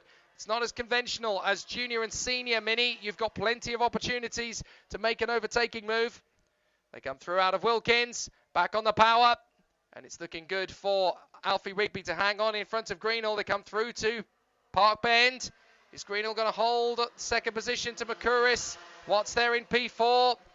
They come through once again and down the back straight up towards the hairpin. This is an opportunity now for Greenall to make an impression on the race leader, Alfie Rigby, who wants to lead the championship by winning as many races as he can over the season. Into the Bruno chicane. McCurris has dropped Watts a little. Down Hanger. Up towards Hanger corner. The right flick.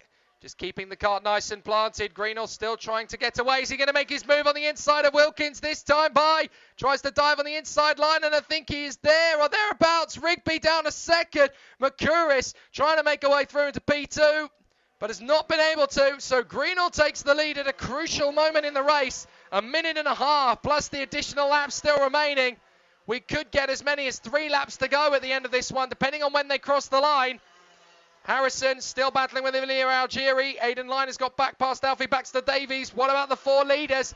How are they doing? Rigby's closing up on Greenall again. McCurris nearly finds a way by. Watts is tightened up. This is going to be brilliant between the 4 of them down the back straight. Up towards Hanger corner. Rigby trying to get his move on Greenall. McCurris trying to make his move as they go into the right-hand hairpin, and this is going to be quite tight between them. All still trying to make a lunge. Watts is trying to come through as well, and there's an off on the back straight. We've had somebody pull off on the back straight. Now I think that might be Aidan Lyon. No, it's not. My apologies. Aidan Lyon still circulating. So I think it could be Jessica Edgar. Jessica Edgar's got out of the kart and is walking away on the back straight. What a disaster for her. Jessica Edgar out of the race.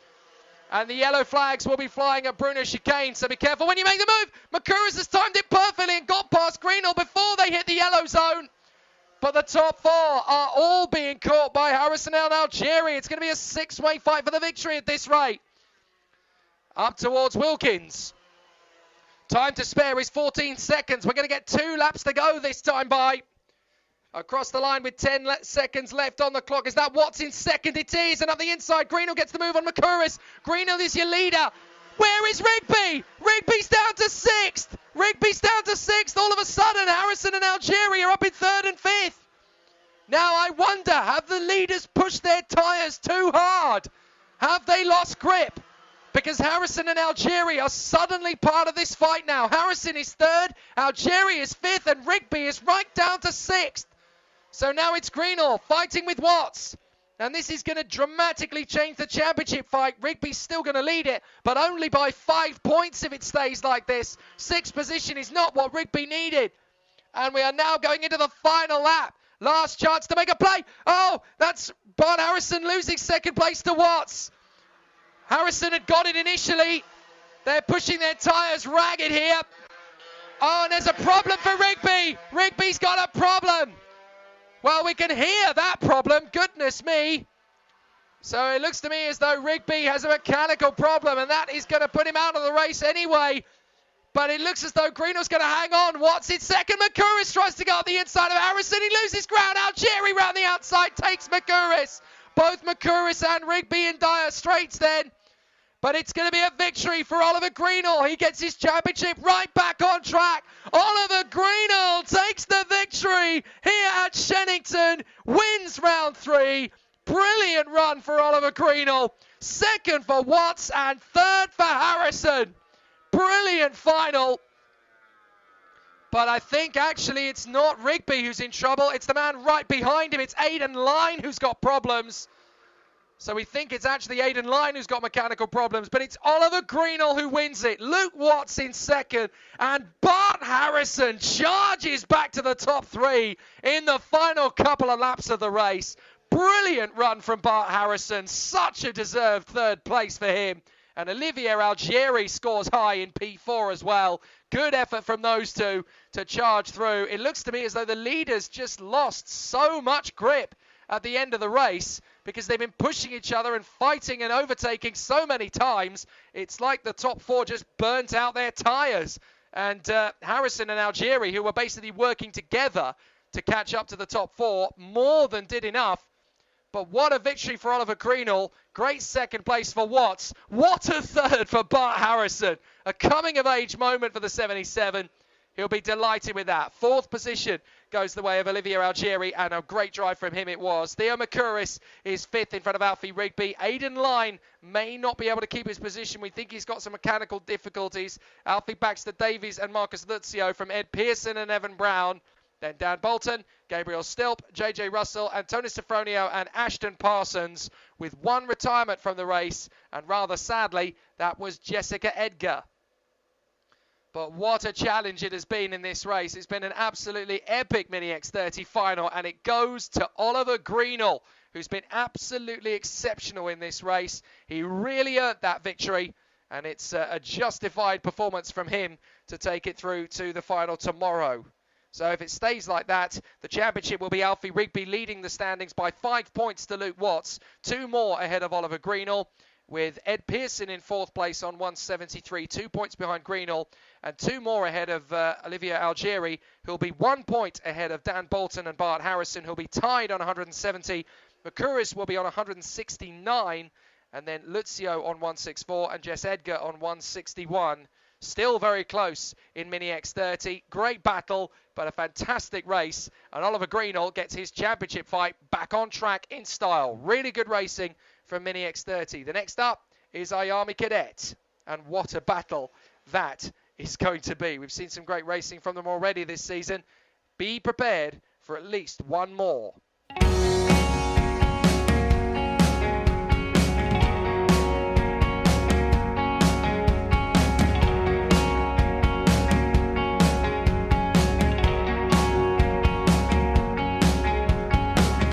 等了4年，终于来到。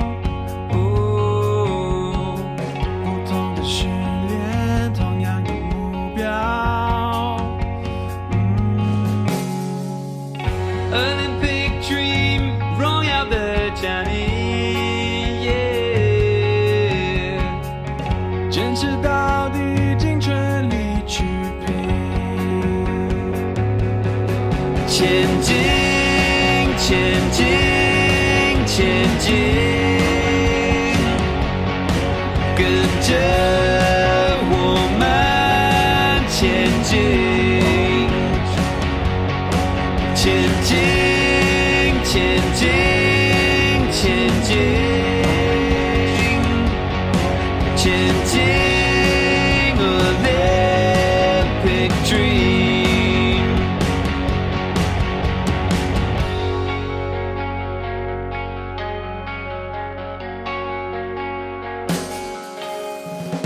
流泪洒中比欢呼首歌，很累吼。彼此的心跳跳着唱一首歌。Olympic Dream， 激荡的旋律，相信没有什么不可能。前进，前进，前进，跟着我们前进，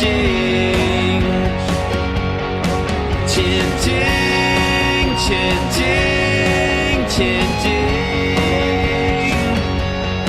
前进 Olympic Dream。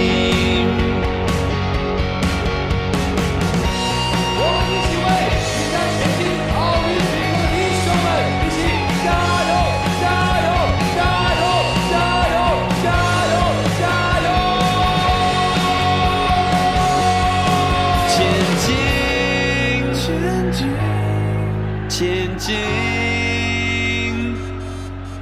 跟着我们前前进。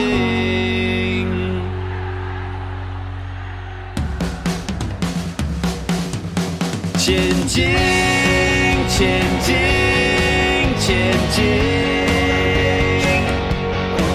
跟着我们前进。前进，前进，前进，前进 Olympic dream。Hi, I'm Tom Ingram and you're listening to Downforce Radio. Hi, I'm Jake Villeneuve. You're listening to Downforce Radio. Hi, I'm Bruno Senna. You're listening to Downforce Radio. Hi, I'm Chris Hoy, and you're listening to Downforce Radio. Hi, I'm Lando Norris, and you're listening to Downforce Radio. The race action is about to get underway once again as the IAME cadets have been waved out of the gate, and it's time for the final. IAME cadet has already been a busy season in 2019. It's time for them to get under action once more.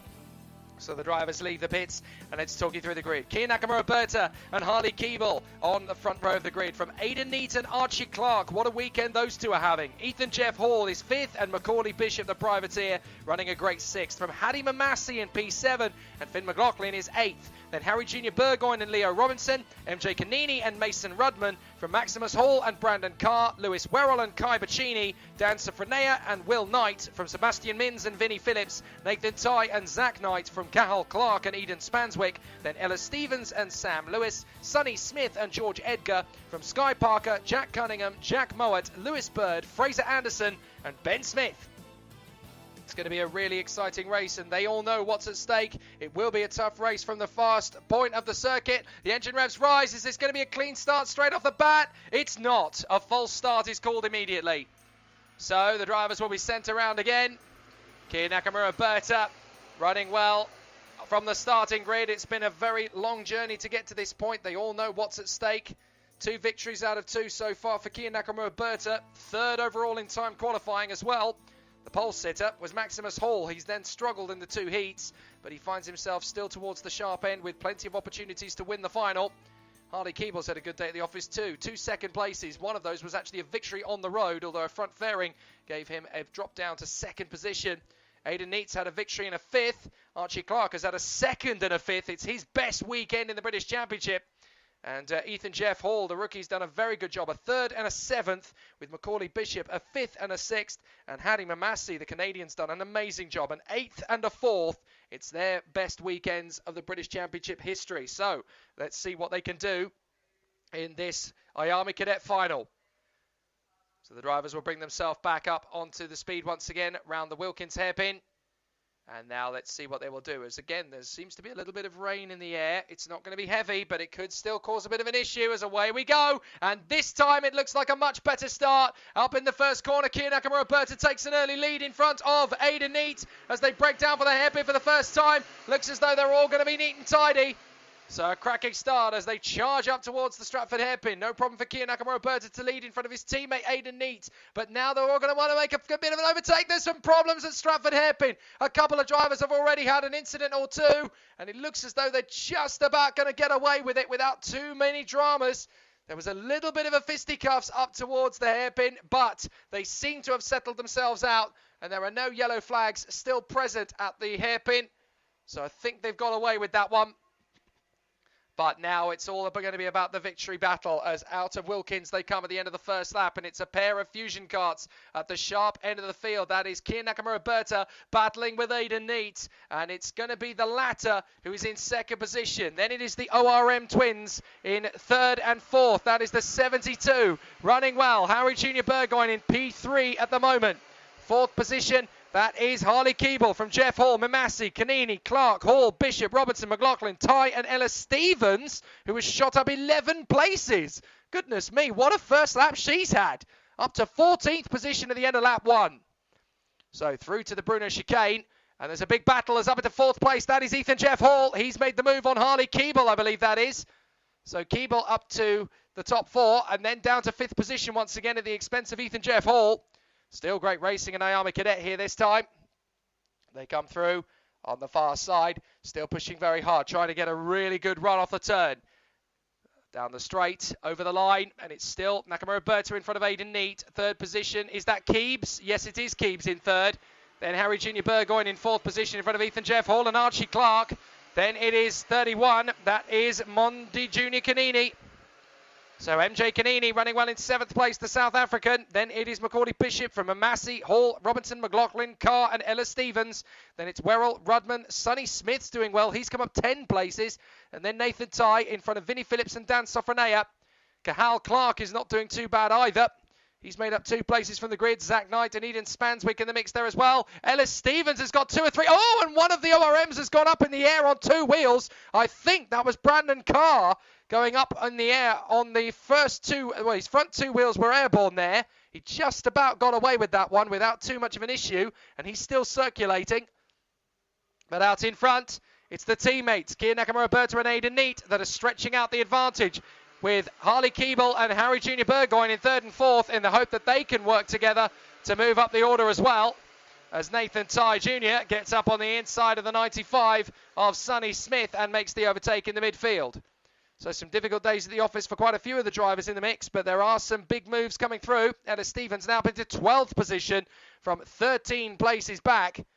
Originally started 25th, he's now up to 12th, so a great run from Ella Stevens. She seems to go really well here.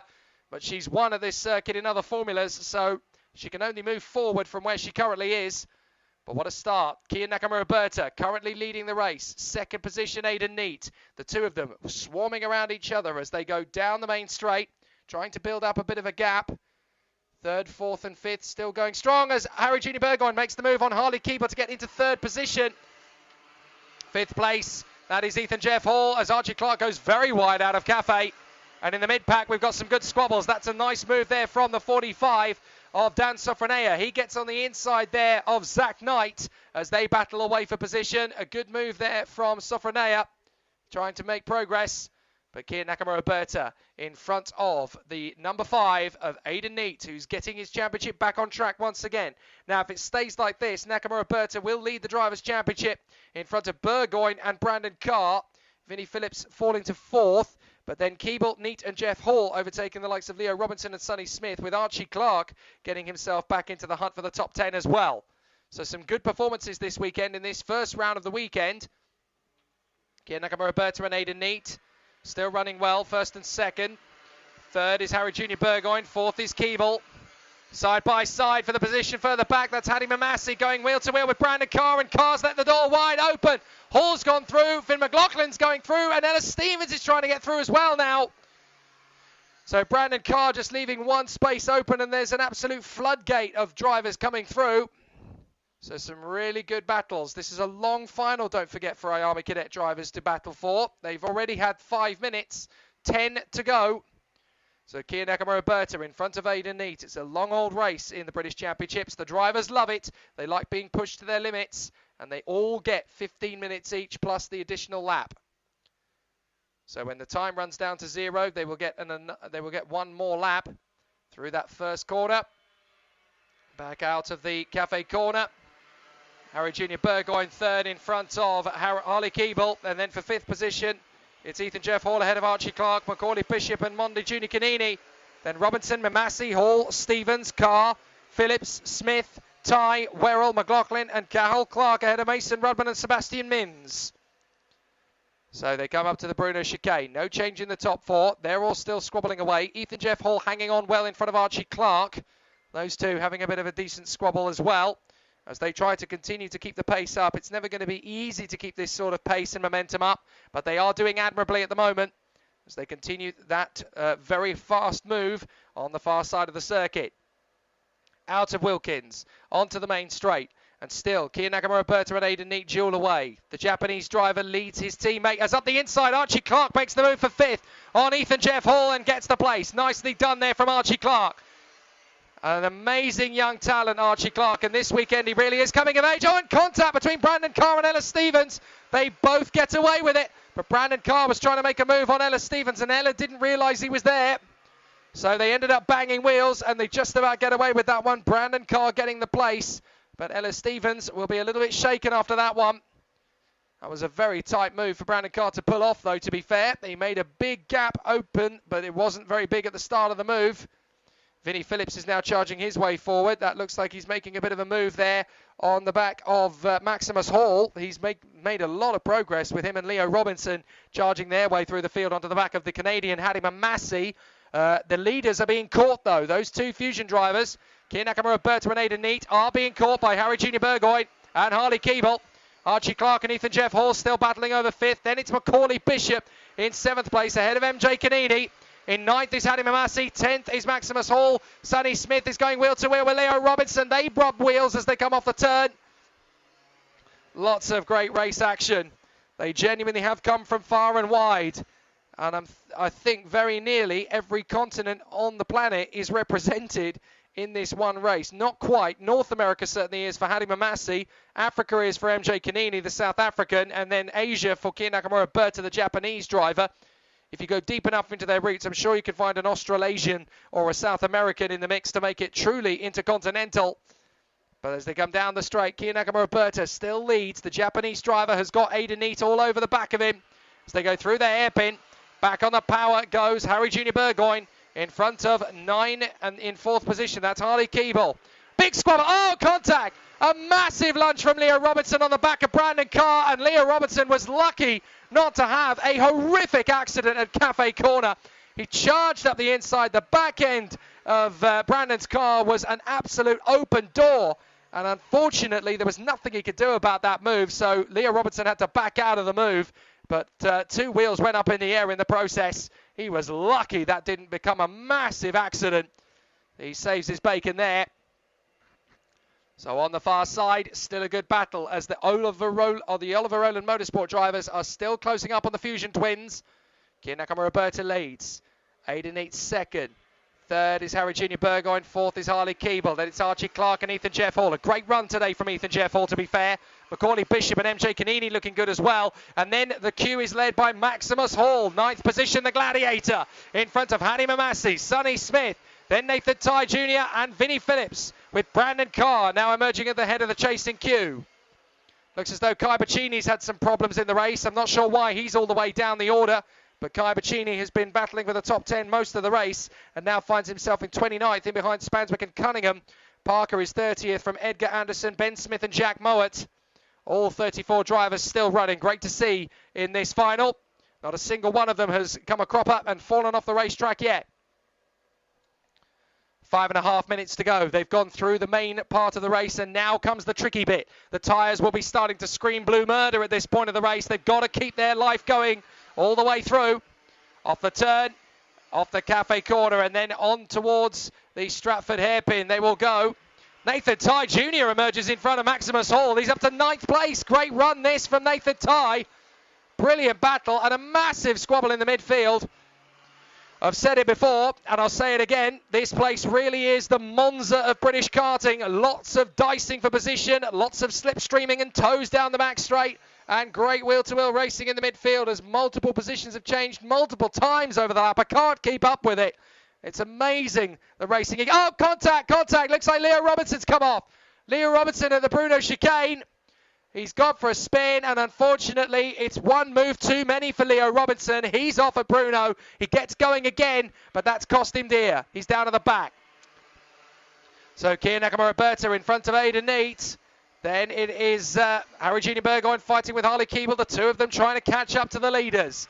Vinnie Phillips has been caught by Brandon Carr and Sonny Smith, and those two teammates at Oliver Rowland Motorsport are trying to move forward. Lewis Werrell is next in. What a disappointing turn of events Lewis Werrell has had to deal with. Fastest tied with Kier Nakamura Berta in his time session earlier. They set the dead same lap time to the 100th of a second. And he's just not had the brakes today, Lewis Werrell. It's a shame he's not really been able to show what he could do over the course of the heats with 2 difficult races. But he's trying to get himself back up the order once again. And so, here come the Fusion boys. Kier Nakamura Berta in front of Aidan Neate as they come through Park Bend, up towards Cafe again.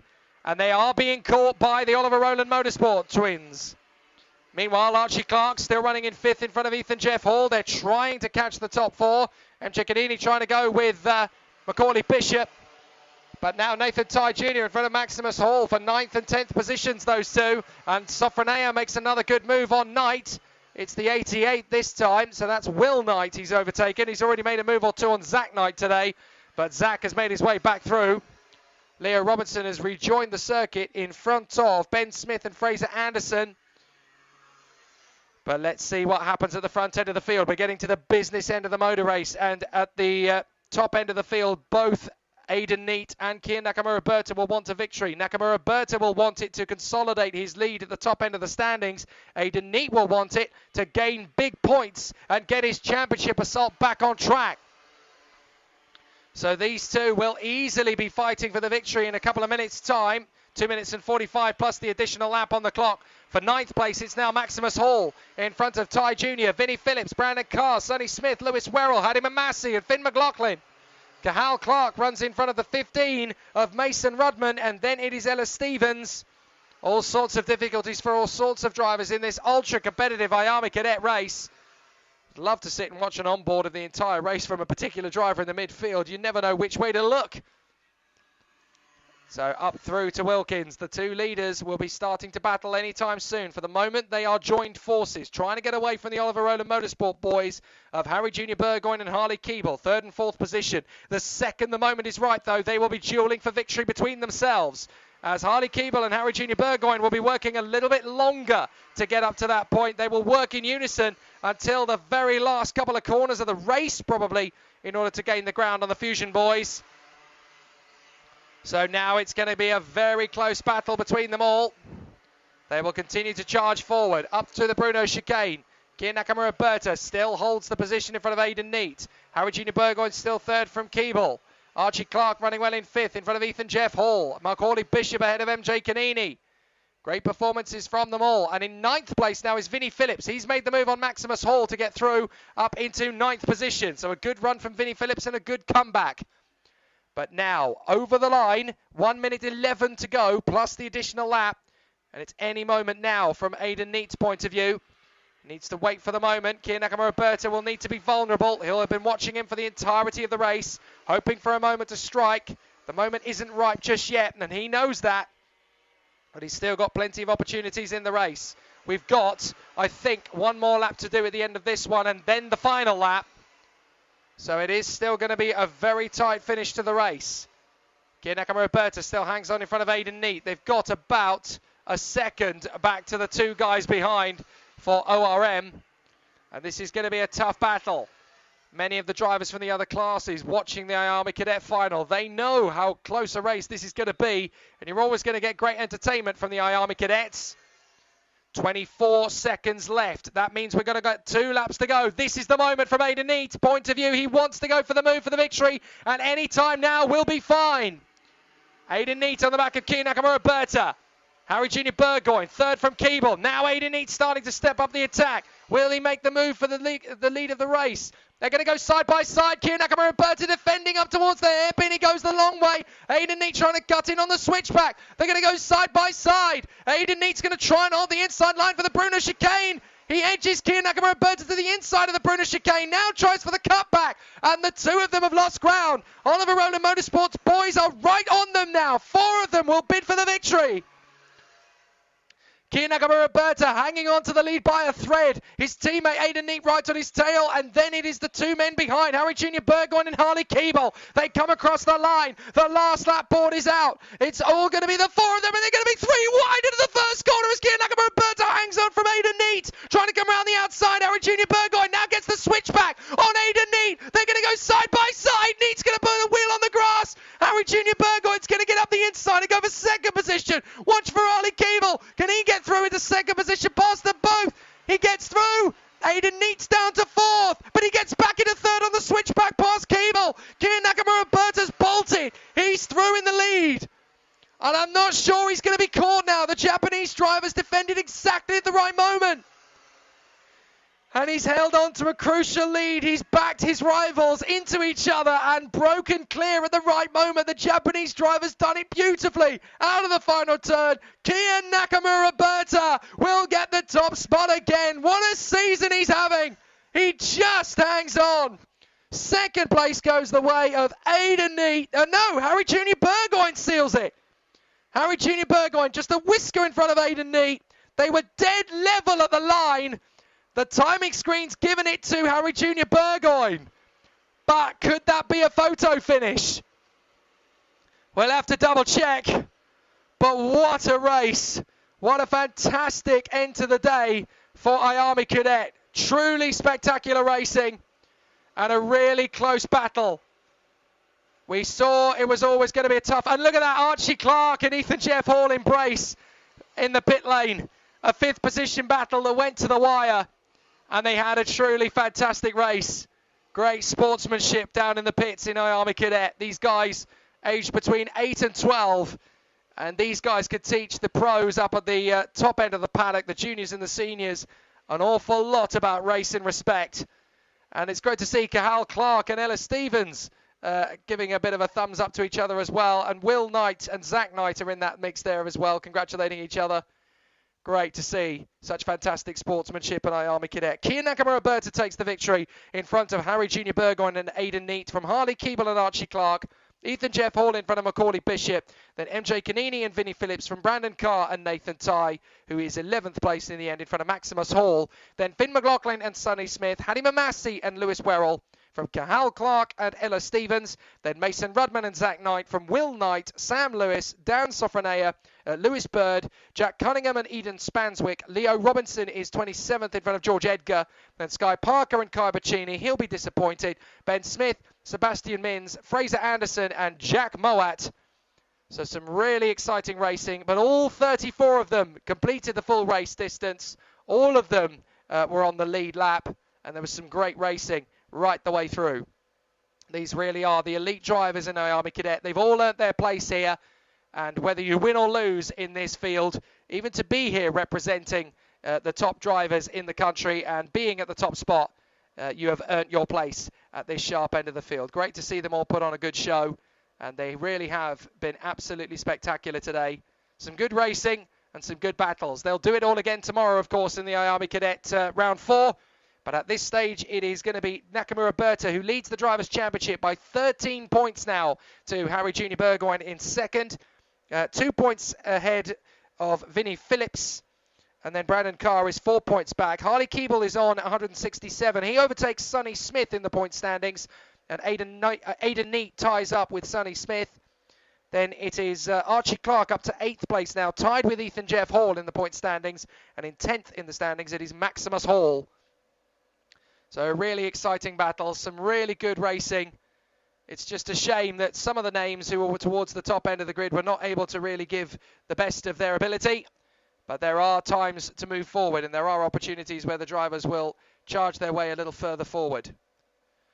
So the battle will continue, and the IAME Cadets will be back out on track tomorrow with more great racing on the march. It's going to be a really, truly sensational race season in IAME Cadet. The championship battle is well on, and the IAME Cadets will regroup and continue their battle tomorrow with some truly fantastic race action as they continue to charge forward.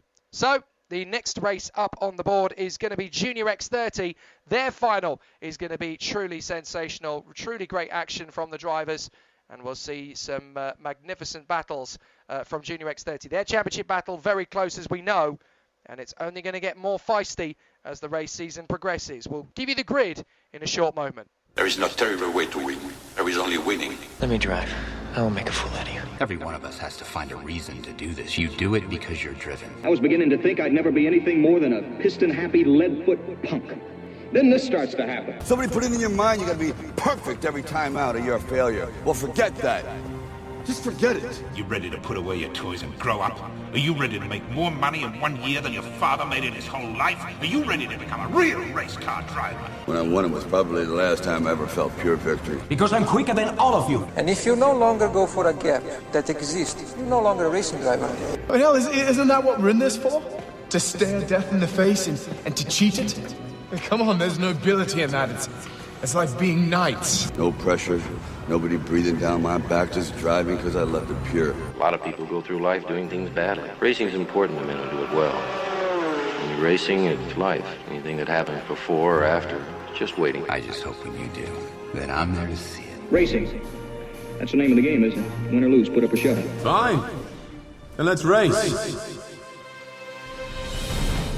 Hi, I'm Tom Ingram and you're listening to Downforce Radio. Hi, I'm Jake Villeneuve. You're listening to Downforce Radio. Hi, I'm Bruno Senna. You're listening to Downforce Radio. Hi, I'm Chris Hoy, and you're listening to Downforce Radio. Hi, I'm Landon Norris, and you're listening to Downforce Radio. So with Junior X30 being as competitive as it has been over the course of the early stages of the 2019 season, you can bet that this final here at Shenington is going to be just as exciting. Progress so far, well, it's been a bit of a busy day at the office for Junior X30, but for one man, Josh Rowledge, so far, the only number he knows is 1. He has done it twice now over the course of the 2 heats, and the points he scored from the qualifying heats were 0, which is absolutely what you want as a driver in the qualifying heats. Of course, you score as many points as your finishing position, with the exception of the win. You score 0 points for a victory, 2 for second, 3 for third, 4 for fourth, 5 for fifth, and so on. And just like golf, it's the person with the least number of points who emerges on pole position for the final. That man is Josh Rowledge, who's had an absolutely incredible day. He goes into the race from pole position alongside Oliver Gray, who has a win and a third to his name so far. So let's talk you through the starting grid in Junior X30 in what promises to be a truly epic encounter. Josh Rowledge and Oliver Gray will start from the front row of the grid, with Caden McQueen and Tom Edgar on the second row. Joe Taylor and Alessandro Serenetti are next up from Georgi Dimitrov, the championship leader, and Oliver Behrman on the fourth row. Rounding out the top 10, it's Freddie Spindler and Reggie Dewey. Then it is Tyler Reed and Tom Levin, Sam Hawthorne and Sam Heading, from Will Murdoch and Jamie Mead, Sam Shaw and Aaron Walker, from Marcus Littlewood and Ivan Lomliev, then Drew Davidson and Josh McLean, from Zach Meakin and James Walker, Kalai Atkins of Jamaica and Aaron Reshepi of Switzerland, from Charlie Cole and the Pole Kasper Skuza, then Alex Lee, Max Meyer, Darrell Taylor, Aaron Walker, Douglas Bolger, and Dan Butterworth, as Harvey Ryby is given a post-repechage penalty. Away we go, and it's a cracking start from Josh Rowledge. He charges through with Caden McQueen behind him in second place. Gray goes wide. There's a bit of a battle as Tom Edgar moves his way up to fourth position, and it's Joe Taylor who loses a couple of positions as they filter their way down towards the hairpin at Stratford. Up towards the hairpin. Is everybody going to get through this yellow flags? 1 or 2 of them have already come together. Looks like one of them may be out on the spot at the Stratford hairpin. Another one is right down at the very back. I'll try and make out who it is. It's one of the Coles drivers. That looks to me like Max Meyer.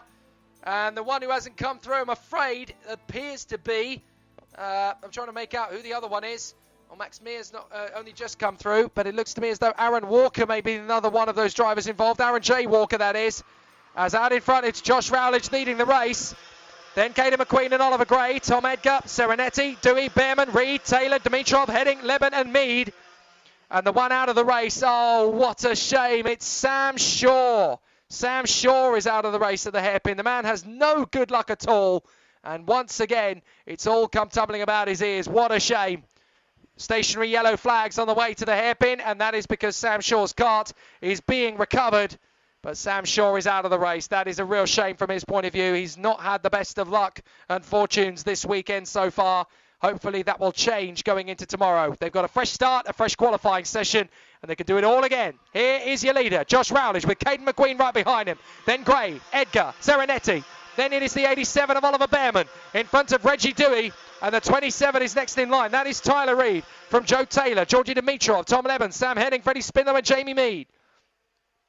Now, if the race were to finish like it is now, the gap would come down to just 2 points between championship leader Georgi Dimitrov and second place Caden McQueen. If McQueen could get into the lead of the race, he would take the lead of the Drivers' Championship by 1 point. That's what a victory means to Caden McQueen here at Shenington, and that's why he knows this circuit so well. He wants to take on the British Championship and go for a victory. If he can get through past Josh Rowledge, then he's going to do it. But he knows the score. He's not going to go for the move on Josh Rowledge this early. He wants to just settle in behind the Strawberry Racing driver and let him do all the hard work. So the drivers battle all the way through the field. There are some pretty exciting talents in Junior X30 in 2019 in Britain. and even some of the European elite have come over for the battle. Alessandro Serenetti, the Italian, has set up root here in the United Kingdom. He absolutely loves racing here. And he is pretty much a British national these days, although he carries the Italian flag. Douglas Bolger, the Japanese driver. Kalai Atkins for Croc Promotion, the Jamaican star, has been absolutely amazing. Kasper Skuza of Poland's going well, and although he races under an English licence, the Swiss driver, Eron Rashepi, doing a grand job. As Serenetti makes the move. Oh, McQueen loses second. McQueen loses second to Gray and gets it straight back again on the undercut. Now Alessandro Serenetti's going to try and make the lunge to go back through. So McQueen lost out to Oliver Gray. Tom Edgar and Alessandro Serenetti fighting for 4th position, and that means that the top 5 are now in an absolute deadlock. Into the chicane, Rowledge, McQueen, Serenetti, Edgar, Gray. The 5 of them battling away down the Hangar Straight and up through Hangar Corner, up towards Wilkins. Is there going to be an absolute squabble for the victory rather than a strategic battle? They come off the turn. Back down the main straight. Rowledge and McQueen still 1 and 2. Gaydon McQueen's game plan is simple. Get away from the rest of the pack. But Serenetti in 3rd, Edgar 4th and Gray 5th will want to change that. Then Behrman, Reed, Joe Taylor, Georgi Dimitrov and Reggie Dewey. Georgi Dimitrov was the king of everybody at PF International, but now he is struggling down in 9th position in the final here. He's really going to have to work hard to get himself back on terms with the leaders up front. And he's going to have to stay consistent and solid. As up the inside of Reggie Dewey, that's a move up into 10th place for Tom Leben. The Mark Litchfield racing driver gets into 10th place. So far, there is a really tasty battle for Junior X30 honours as they continue to charge forward over the start-finish straight. And that's McQueen leading. Serenetti second. Where's Rowledge? Down in 5th. So McQueen leads. Serenetti, then Edgar, Gray and Josh Rowledge back down to 5th position. Oliver Behrman in 6th in front of Joe Taylor and Tyler Reed. Some terrific race action in the field here as they continue to squabble away. Just the one retirement, and that is Sam Shaw out on the first lap of the Stratford Hairpin, as we know. But this is brutal stuff at the front end of the field as Alessandro Serenetti now chases after Caden McQueen. Now, if McQueen stays where he is, he will be joint championship leader with Georgi Dimitrov. McQueen in the lead and Dimitrov down in 9th means they would be dead level on points for the championship lead. So McQueen wants a win more than ever before. If he can beat Serenetti and Oliver Gray, then a victory will mean he'll be the championship leader, joint with the man in 9th position, Georgi Dimitrov. And that will make up for the defeat he suffered at PF International 4 weeks ago. So the racing continues on in earnest as down the short stretch towards the Brunner chicane. McQueen's got Serenetti, Gray and Rowledge lining up. Down to 6th, but what's happened to Tom Edgar? He seems to have fallen away behind Behrman and Joe Taylor. So Oliver Behrman and Joe Taylor have got through into 5th and 6th places at the expense of the Northern Irishman Tom Edgar. No relation to the famous Edgar karting family, although Tom Edgar is making his own headlines. Serenetti all over the back of the 42, Caden McQueen leading the race for Croc Promotion. Tom Edgar's got himself back in a 6th position, past Joe Taylor, and there's an almighty gap going on further back as Reggie Dewey is struggling at the moment. He finds himself behind the likes of Tyler Reed, Georgi Dimitrov, and now Sam Heading and Freddie Spindler have both got past Reggie Dewey on that lap, so problems for the Andy Potter racing driver as he tries to work himself back up the order, but they are 3 seconds back off the toe of 9th place, Georgi Dimitrov. So if McQueen were to win and Dimitrov would be 9th, then they would be dead level in points for the Drivers' Championship. That really would be game on for us on the sidelines watching. And on the inside, though, Oliver Gray takes the lead. Rowledge goes through in a 3rd past Serenetti, and they're giving each other a bit of a rub match as they come through. Reggie Dewey now side by side with Sam Hawthorne, and he gets back through. So Reggie Dewey trying to make headway. Georgi Dimitrov is still there in 9th position, but at the moment he's unable to make ground onto Tyler Reed, and it's going to be a 4-way scrabble at the back of the field. That looks like Georgi Dimitrov just picked up about 3 places up to P6. So Dimitrov fighting for his championship lead again, moves his way back into 6th position. He's got past, that's going to be Edgar, Taylor and Tyler Reed, and they've all squabbled. It looks like Tom Edgar has got to the back of that little queue. So it's a proper shuffle of the deck. Oh no, sorry, Georgi Dimitrov's now at the back of the queue. Tom Edgar's at the front of it as Rowledge hits the front. Rowledge hits the front past Caden McQueen, and Serenetti's hungry to get the move on his own. So maybe Alessandro Serenetti could step up to the plate. He's been a club champion twice already this winter and wants to continue the pace in the National Championships. Rowledge gets crowded out by Serenetti. Good move from the Italian. Serenetti makes sure around the outside of the Bruno chicane there's no way to come through for Rowledge and Gray. And that's given Caden McQueen a valuable bit of breathing space that he needs to get himself back into the lead of the race and the Drivers' Championship. So they come through. Serenetti now second in front of Rowledge, behind Caden McQueen. Fourth is Gray. Fifth is the 21 of Joe Taylor. Then it is Tom Edgar, Behrman, Tyler Reed and Georgi Dimitrov. And the 9 of them are all in a line. 1.5 seconds covers all 9 of them. Any one of these 9 drivers is going to win this race now. 6.5 minutes to go. Oh, looks as though there's problems for Aaron Walker. Aaron Walker for the Strawberry Racing team has had some kind of an issue and has spun away or had an off or something down to the back of the field. So a big problem for Aaron Walker. Meanwhile, though, race leader is changeable. As out in the front, it's Caden McQueen, but here comes Josh Rowledge up the inside, and Rowledge leads. Rowledge takes the lead from McQueen. McQueen gets straight back on the inside, is not able to make the overtake, but gets some support from Oliver Gray in third and Alessandro Serenetti in fourth. Then the 5 of them behind are all in a line. It's Edgar, Behrman, Taylor, Reed, Dimitrov. A great victory battle this is turning into now. What a squabble for the lead of Junior X30. All of the senior X30 drivers are watching for the pit gate, anticipating that their race is going to be just like this one. Biblically good at the moment. Up through Wilkins. Rowledge and McQueen dueling for the victory of the race, but Rowledge has taken the lead on that lap. McQueen's got him back again on the end of the lap.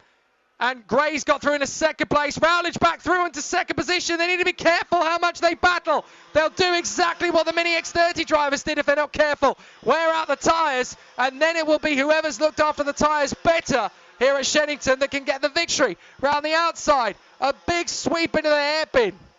And they're dueling side by side for the leaders. Rowledge gets Caden McQueen round the outside. Rowledge cuts across, takes the lead of the race. Now Oliver Gray trying to get on the inside of Caden McQueen and Serenetti up the inside.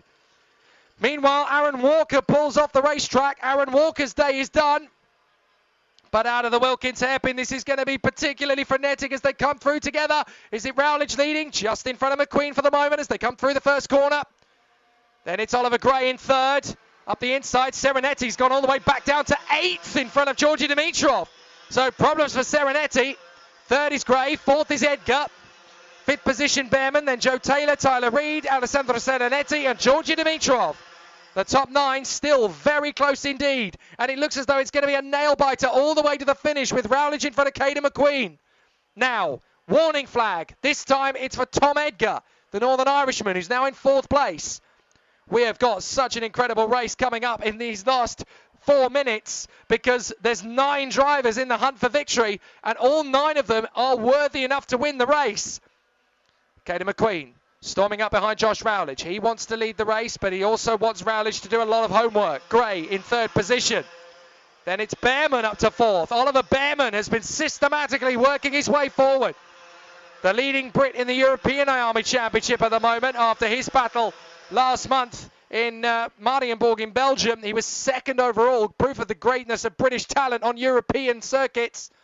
But Behrman is now P4, leading the cavalry after the leaders. So Rowledge and Gray have got Caden McQueen in the middle of them. Josh Rowledge, your leader. McQueen 2nd, Gray 3rd. And this is an impressive 3-way fight between them. McQueen just checks over his shoulder to see how close Oliver Gray is. Wants to make his own move. Oh, Josh Rowledge is holding him at bay. And there was a little rub. He's got to be careful, Caden McQueen. He doesn't want a front fairing penalty at this late stage. They've got to be ever so smooth. This is not going to be the easiest thing to tie up. But they come down the straight up towards the chicane at Bruno once again. Caden McQueen all over the back of Josh Rowledge. Rowledge still holding his own down the back straight. He gets very low in the seat behind the steering wheel as he tries to gain more advantage. Up towards Wilkins. Can he get back through Caden McQueen? The answer is no, not at the moment. Josh Rowledge is still there. McQueen 2nd, Gray 3rd. There's a bit of a gap developed now because Behrman's come up to 4th. Edgar is now in 5th. 6th place Joe Taylor from Serenetti, Dimitrov and Tyler Reed. Now that's important because now with Kaden McQueen down in second and Dimitrov up to 8th. Dimitrov would be the championship leader by 4 points. Up the inside in the mid-pack, good battles as Max Meir is taken on there and passed by Darrell Taylor. They were fighting earlier in the repechage. Darrell Taylor gets his own back as Behrman and Edgar go wheel to wheel at Bruno chicane, and Edgar's run out of road. So Edgar down to at least 9th. He's probably going to lose more in momentum. So Edgar right the way down to 9th position, and that's just kicking off the midfield squabble. Something chronic as they come out of the final hairpin. And there goes McQueen up on the inside of Rowledge. Gray is your leader now. Oliver Gray leads it. Kaden McQueen second, and Josh Rowledge down to 3rd. Now we've got a proper race on our hands in the last minute and 40, plus the additional lap, because we're going to see some truly titanic racing from them in these final couple of laps of racing. Down to the Bruno chicane. Gray still holds on from McQueen. Meanwhile, Serenetti's come up to 4th position. He's made a massive lunge through the field. So Serenetti, the Italian, has now come up to 4th position. A really exciting battle as they come off the turn and down the main straight. This is going to be sensational in the final laps. Here we go. Gray trying to hang on in front of McQueen. Rowledge trying to cut through on the inside. McQueen goes for the move on Gray. Gray cuts across to defend. They come out of Cafe. A minute to go. McQueen and Rowledge both trying to get a serious run on Oliver Gray, who holds to the inside line to cover. Rowledge trying to cut round the outside of McQueen, then get the switchback on the inside on the run to Bruno chicane. He thinks better of it. Yellow flags at the hairpin. Looks as though we've got a couple of drivers in trouble. Yellow flags at the hairpin. It looks as though we're missing a couple of drivers from the fray. I think we've had a fairly big collision in the top 10.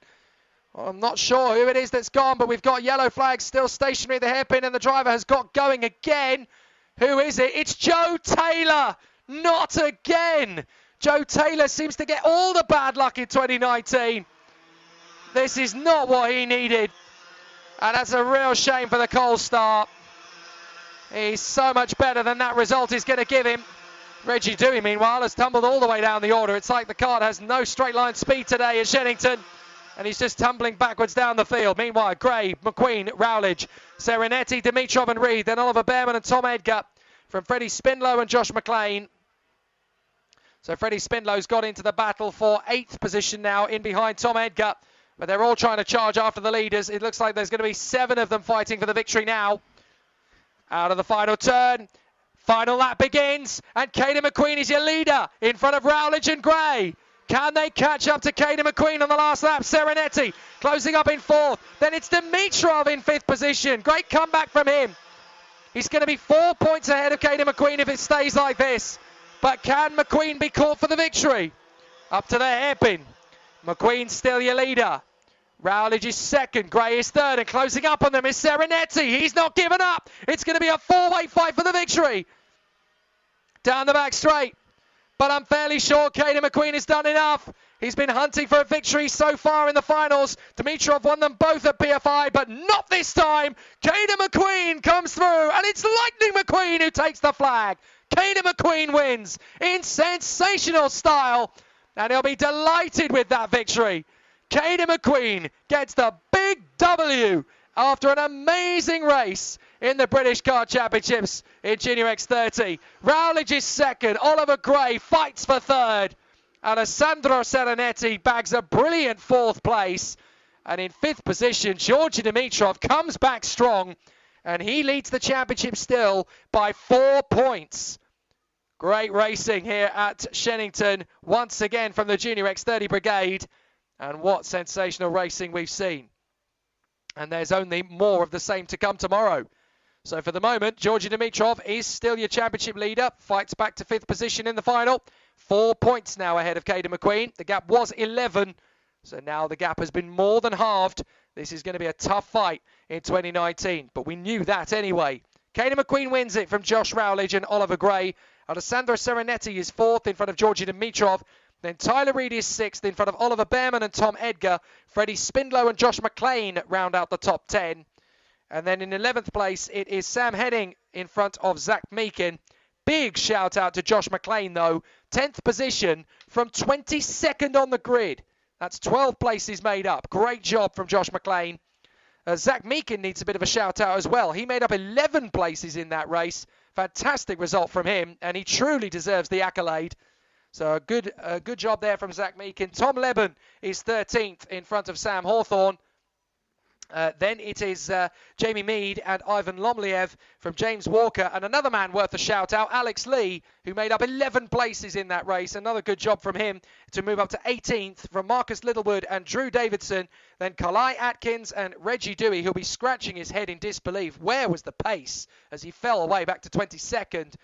Then it is Charlie Cole and Darrell Taylor from Kasper Skuza and Dougie Bolger. Another solid effort there, making up 7 places in the final. Then it was Aaron Reshepi, the Swiss, from Max Meir and Dan Butterworth. And then Aaron Walker, Will Murdoch, and a very, very unhappy Joe Taylor. And then the final drivers, as part of the results, are the 2 who retired from the race. Aaron Walker, who retired on lap 14. And then Sam Shaw, who unfortunately didn't make it past the first lap after an incident at the Stratford hairpin. Cracking racing again at Shenington. Always exciting and blisteringly competitive in Junior X30. This British Championship is going to be so sensational. The drivers getting out of their karts.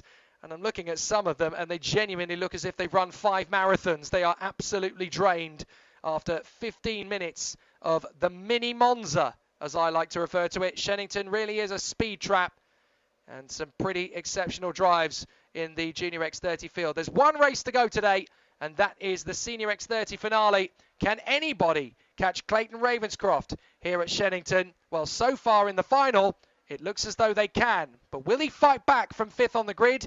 We'll find out shortly. This is going to be an amazing race. There is no terrible way to win. There is only winning. Let me drive. I will make a fool out of you. Every one of us has to find a reason to do this. You do it because you're driven. I was beginning to think I'd never be anything more than a piston-happy lead-foot punk. Then this starts to happen. Somebody put it in your mind you're going to be perfect every time out or you're a failure. Well, forget that.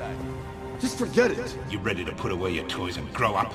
Are you ready to make more money in 1 year than your father made in his whole life? Are you ready to become a real race car driver? When I won it was probably the last time I ever felt pure victory. Because I'm quicker than all of you. And if you no longer go for a gap that exists, you're no longer a racing driver. But hell, isn't that what we're in this for? To stare death in the face and to cheat it?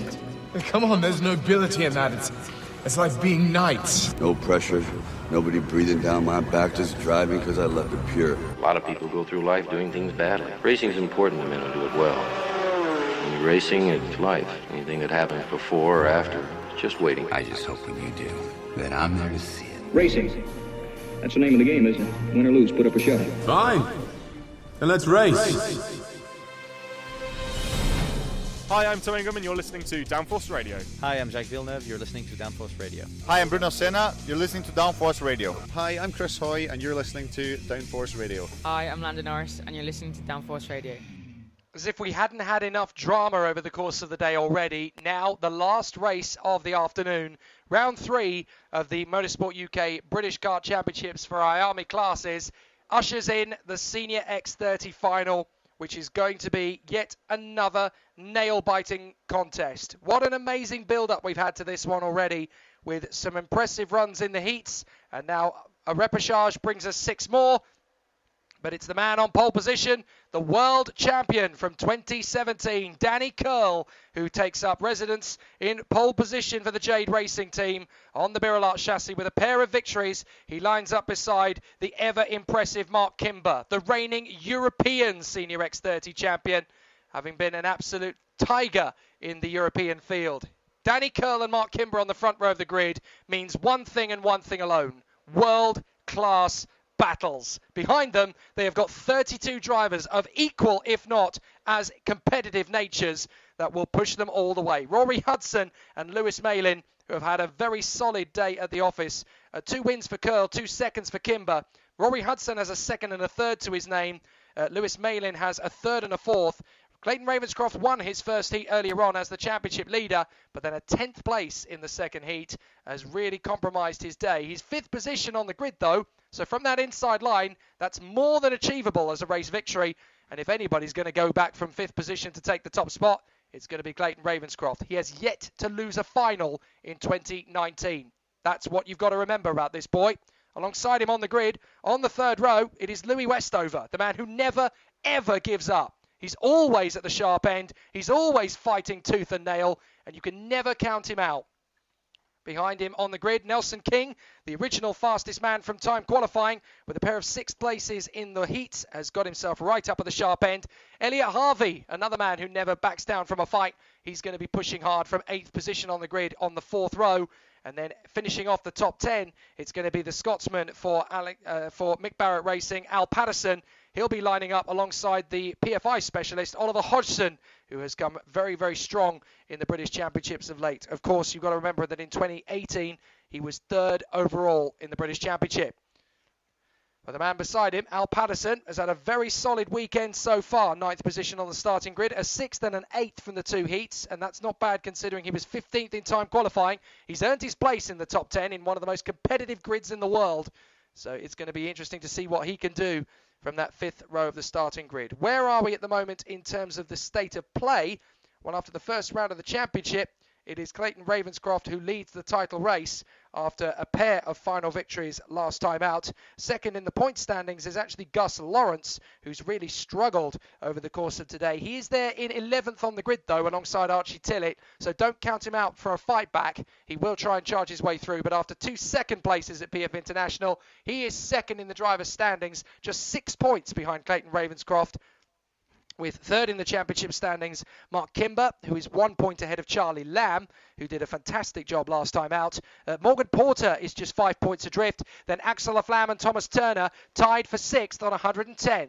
The gate is raised, and the drivers in Senior X30 are heading out on circuit for the last race of the day, and the race that will decide who leads the Senior X30 Championship into tomorrow. Danny Curl, the 2017 World Champion, and Mark Kimber, the 2018 European title winner, are on the front row of the grid.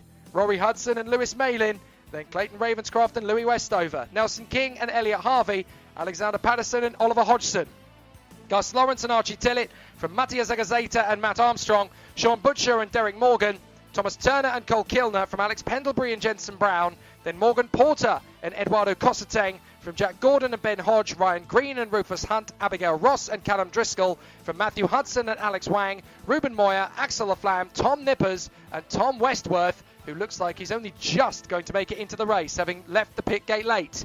Is it going to be a clean start straight off the bat? It is, and we're away. Danny Curl gets the inside line and straight through to second position. A hard charge forward from Hudson. Hudson through to second place as the field swarms its way through Cafe Corner for the first time. Down to Stratford Hairpin. Are there going to be yellow flags? Danny Curl holding the inside line through the Stratford Hairpin as the field all negotiates its way through. It's clean as a whistle as Danny Curl leads Rory Hudson. A cracking start. Lewis Malin trying to make his way through the field. Oh, and there's contact further back. That's one of the Tony Karts that's gone around, and one of the Mick Barrett racing machines in the mix there as well. Now, I have a feeling that that's going to be 1, 2 or 3 of the big names in there. We'll double check as they come around again. But I think Jack Gordon, the Scotsman, is one of them in trouble. Danny Curl leads. Second Hudson. Third is Mark Kimber. Then it's Ravenscroft in front of the 95 of Nelson King. Then it is the 5 of Lewis Malin. Great race action, great battles, and a shake of the fist from the 42 as Ben Hodge is a little bit disgruntled through the first couple of corners. Now, the 2 that came together on the first lap were Matthew Hudson and Jack Gordon. And I'm sorry to say, I can't see Mattia Zagazeta. The Peruvian is nowhere to be seen. Where is Mattia Zagazeta? Now, he came through the first 2 sectors, no problem.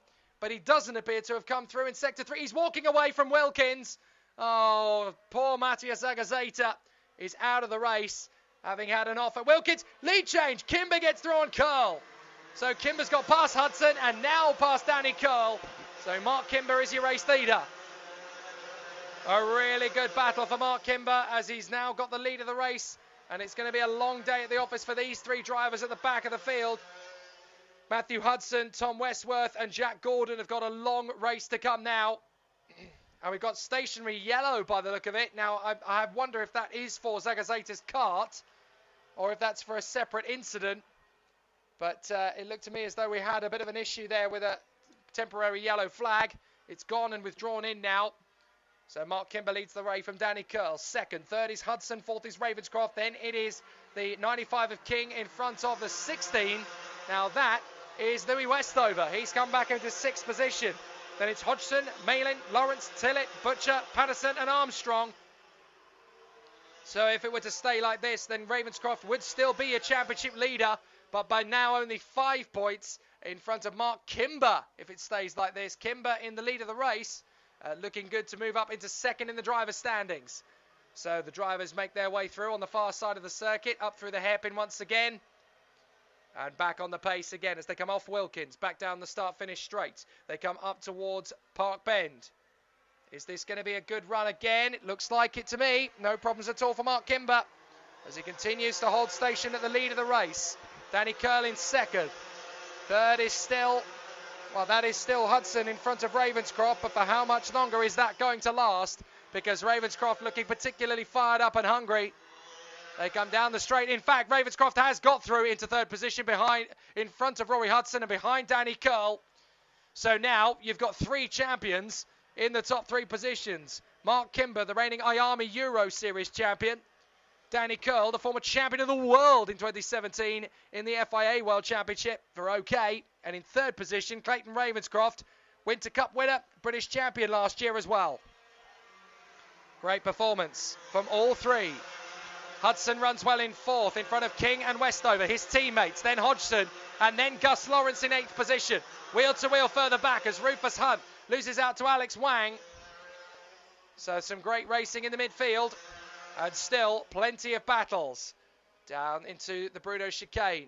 Back on the power. Now this squabble up front has actually given Oliver Hodgson a bit of a second wind. He's now in 7th place, charging after the top 6 behind the 3 DHR karts of Hudson, Westover and Nelson King. Now is that King in front of Westover still, or has Westover got through into position?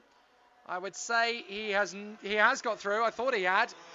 Well, Hodgson is there in 7th. Then it's Gus Lawrence, and up the inside for 9th. That's Malin on Sean Butcher. The Australian is now down to 10th position. So once again, proof that in the paddock we are represented by all 6 continents around the globe. This is the British Championship, but all 6 continents represented.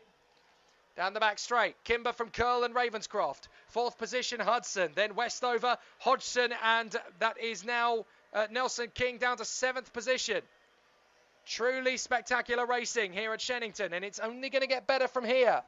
Don't forget, this is still the early stages of this race. It's a long final, 10 minutes to go, plus the additional lap. 5 minutes down. So Danny Curl running in behind the 51 of Mark Kimber. They've both been here before in the finals with lots of pressure on them, lots of opportunities to crack under the pressure, and both men have been able to showcase what they can achieve. But now Clayton Ravenscroft is on the charge in 3rd position, taking with him for company Rory Hudson. So Ravenscroft and Hudson joining the back of the queue. 4 different chassis, 4 different teams, 4 very different drivers in the top 4. Mark Kimber of Strawberry Racing on the Tony Kart. Danny Curl for Jade Racing on the Birolart. Clayton Ravenscroft for Chaos Sport on the Cosmic. And Rory Hudson for Dan Holland Racing on the Alonso chassis. An incredible battle at the front end of the field. And still they battle forward as they come off the turn at Cafe. Lots of squabbles in the midfield. Still coming on strong.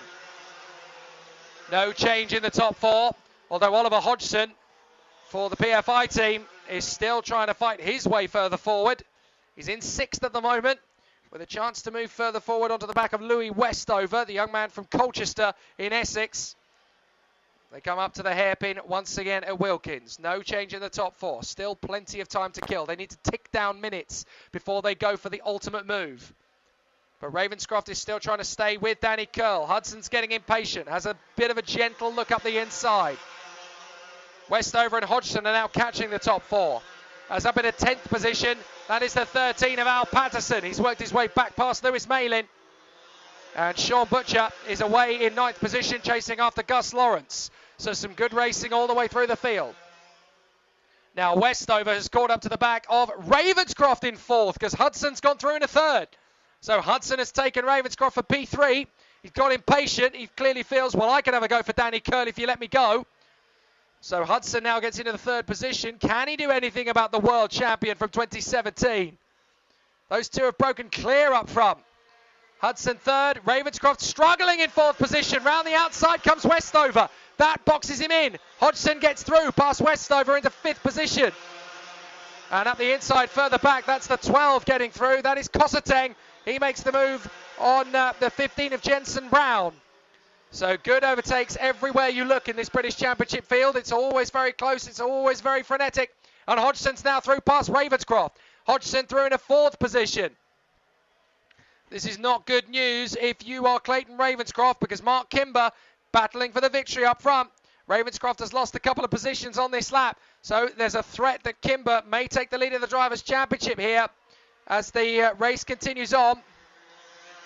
Ravenscroft down to fifth place. That means the gap is just 4 points back to Mark Kimber in second in the standings if it stays like this. But Kimber will want to hang on to the victory for dear life, but he's never going to be pushed harder than he will have behind, with Danny Curl behind him. So Danny Curl pushing hard. World champion from 2017, one of the local favourites here at Shenington. And he is pushing very hard to try and get himself back to the glory days. 2017 was a wonderful season for him when he took victory on the PF International Circuit in the FIA World Championship. Now he is battling for the British title honours with Mark Kimber in the final at Shenington, his beloved Shenington. Third place is Hudson, fourth is Hodgson, then it's Ravenscroft. Nelson King trying to get close to Westover. Eighth position is Gus Lawrence ahead of Sean Butcher and Al Patterson from Malin, Armstrong, Tillett, Turner, Morgan, Kilner, Laflamme, Kosateng, Brown and the Spaniard Ruben Moya. They go through the Bruno chicane once again. Oh, and out of the race is Morgan Porter. Morgan Porter's in trouble. Oh, he's had some problems, a big damage to his Nassau. So Morgan Porter, the Nassau panel, is bent to the left side. And that's a real problem for the runner-up in the British Championship last year. 2019, not going so well. Up the inside, Ravenscroft through to third. So, Hodgson's got past Hudson. Ravenscroft has as well. And Ravenscroft's now dealt with Hodgson in turn one. So Ravenscroft closing back up for the victory again, up to third position now. A really good battle as they continue to charge their way forward. But it's Kimber in front of Curl, then Ravenscroft in front of Hodgson. And then it is 5th, 6th and 7th for Hudson, Westover and King, the three teammates battling away at the sharp end of the dais. So we're going to continue to see how they will fare. But it's Kimber versus Curl into the first corner once again. And Hodgson gets back through on Ravenscroft. Ravenscroft gets him straight back again in a cafe. And they are wheel to wheel. Ravenscroft versus Hodgson, absolutely loggerheads at the moment between those two. They continue to storm away around the circuit, nearly banging wheels as they battle for third position. Kimber and Curl still easy at that at the front, but now the Dan Holland trio are getting impatient, sat behind Ravenscroft and Hodgson. So this is going to get pretty tiresome for Hudson, King and Westover as they squabble away for position. But this is going to get pretty spicy at the front end of the field if it continues like this. They come off the turn. Kimber and Curl still leading. Ravenscroft in front of Hodgson. Hodgson's going to try again on Ravenscroft. I think they have well and truly resigned themselves to the fact that third is the best they can get from this final now. 4 minutes to go, plus the additional bonus lap. But that is pretty much the signal of resignation, isn't it? I think they've well and truly decided that Kimber and Curl are going to be first and second. Ravenscroft and Hodgson dueling for third position at the moment with the Dan Holland Racing trio right on their tail. Then 8th is Gus Lawrence. No, 8th is now Sean Butcher. Butcher has got through past Gus Lawrence. So the battle continues there. And in 10th position at the moment, it is Al Patterson for the Mick Barrett Racing Squad. The Scotsman doing a grand job. Up the inside, that is a place change. That's Nelson King back on Louis Westover. So they swap for 6th position again as Gus Lawrence tries his best to stay with the Australian Sean Butcher. And a big lunge up the inside. That is a terrific move from the 73 of Cole Kilner as he takes on Derek Morgan into Cafe and gets the place. But the leaders are going through down on the back straight, and it's still Kimber versus Curl as they come up towards Wilkins. Curl looking very close to Mark Kimber now. And with the gap they've pulled on Clayton Ravenscroft and Oliver Hodgson, we could still see a nail-biting climax to this race. They will duel. Danny Curl leads. Danny Curl leads on Mark Kimber. He's got the move of Wilkins. And Danny Curl leads in the final stages. So Danny Curl has taken the lead from Mark Kimber with only a couple of minutes left, plus the additional bonus lap. But the world champion now leads the Euro Series champion as they battle away for position.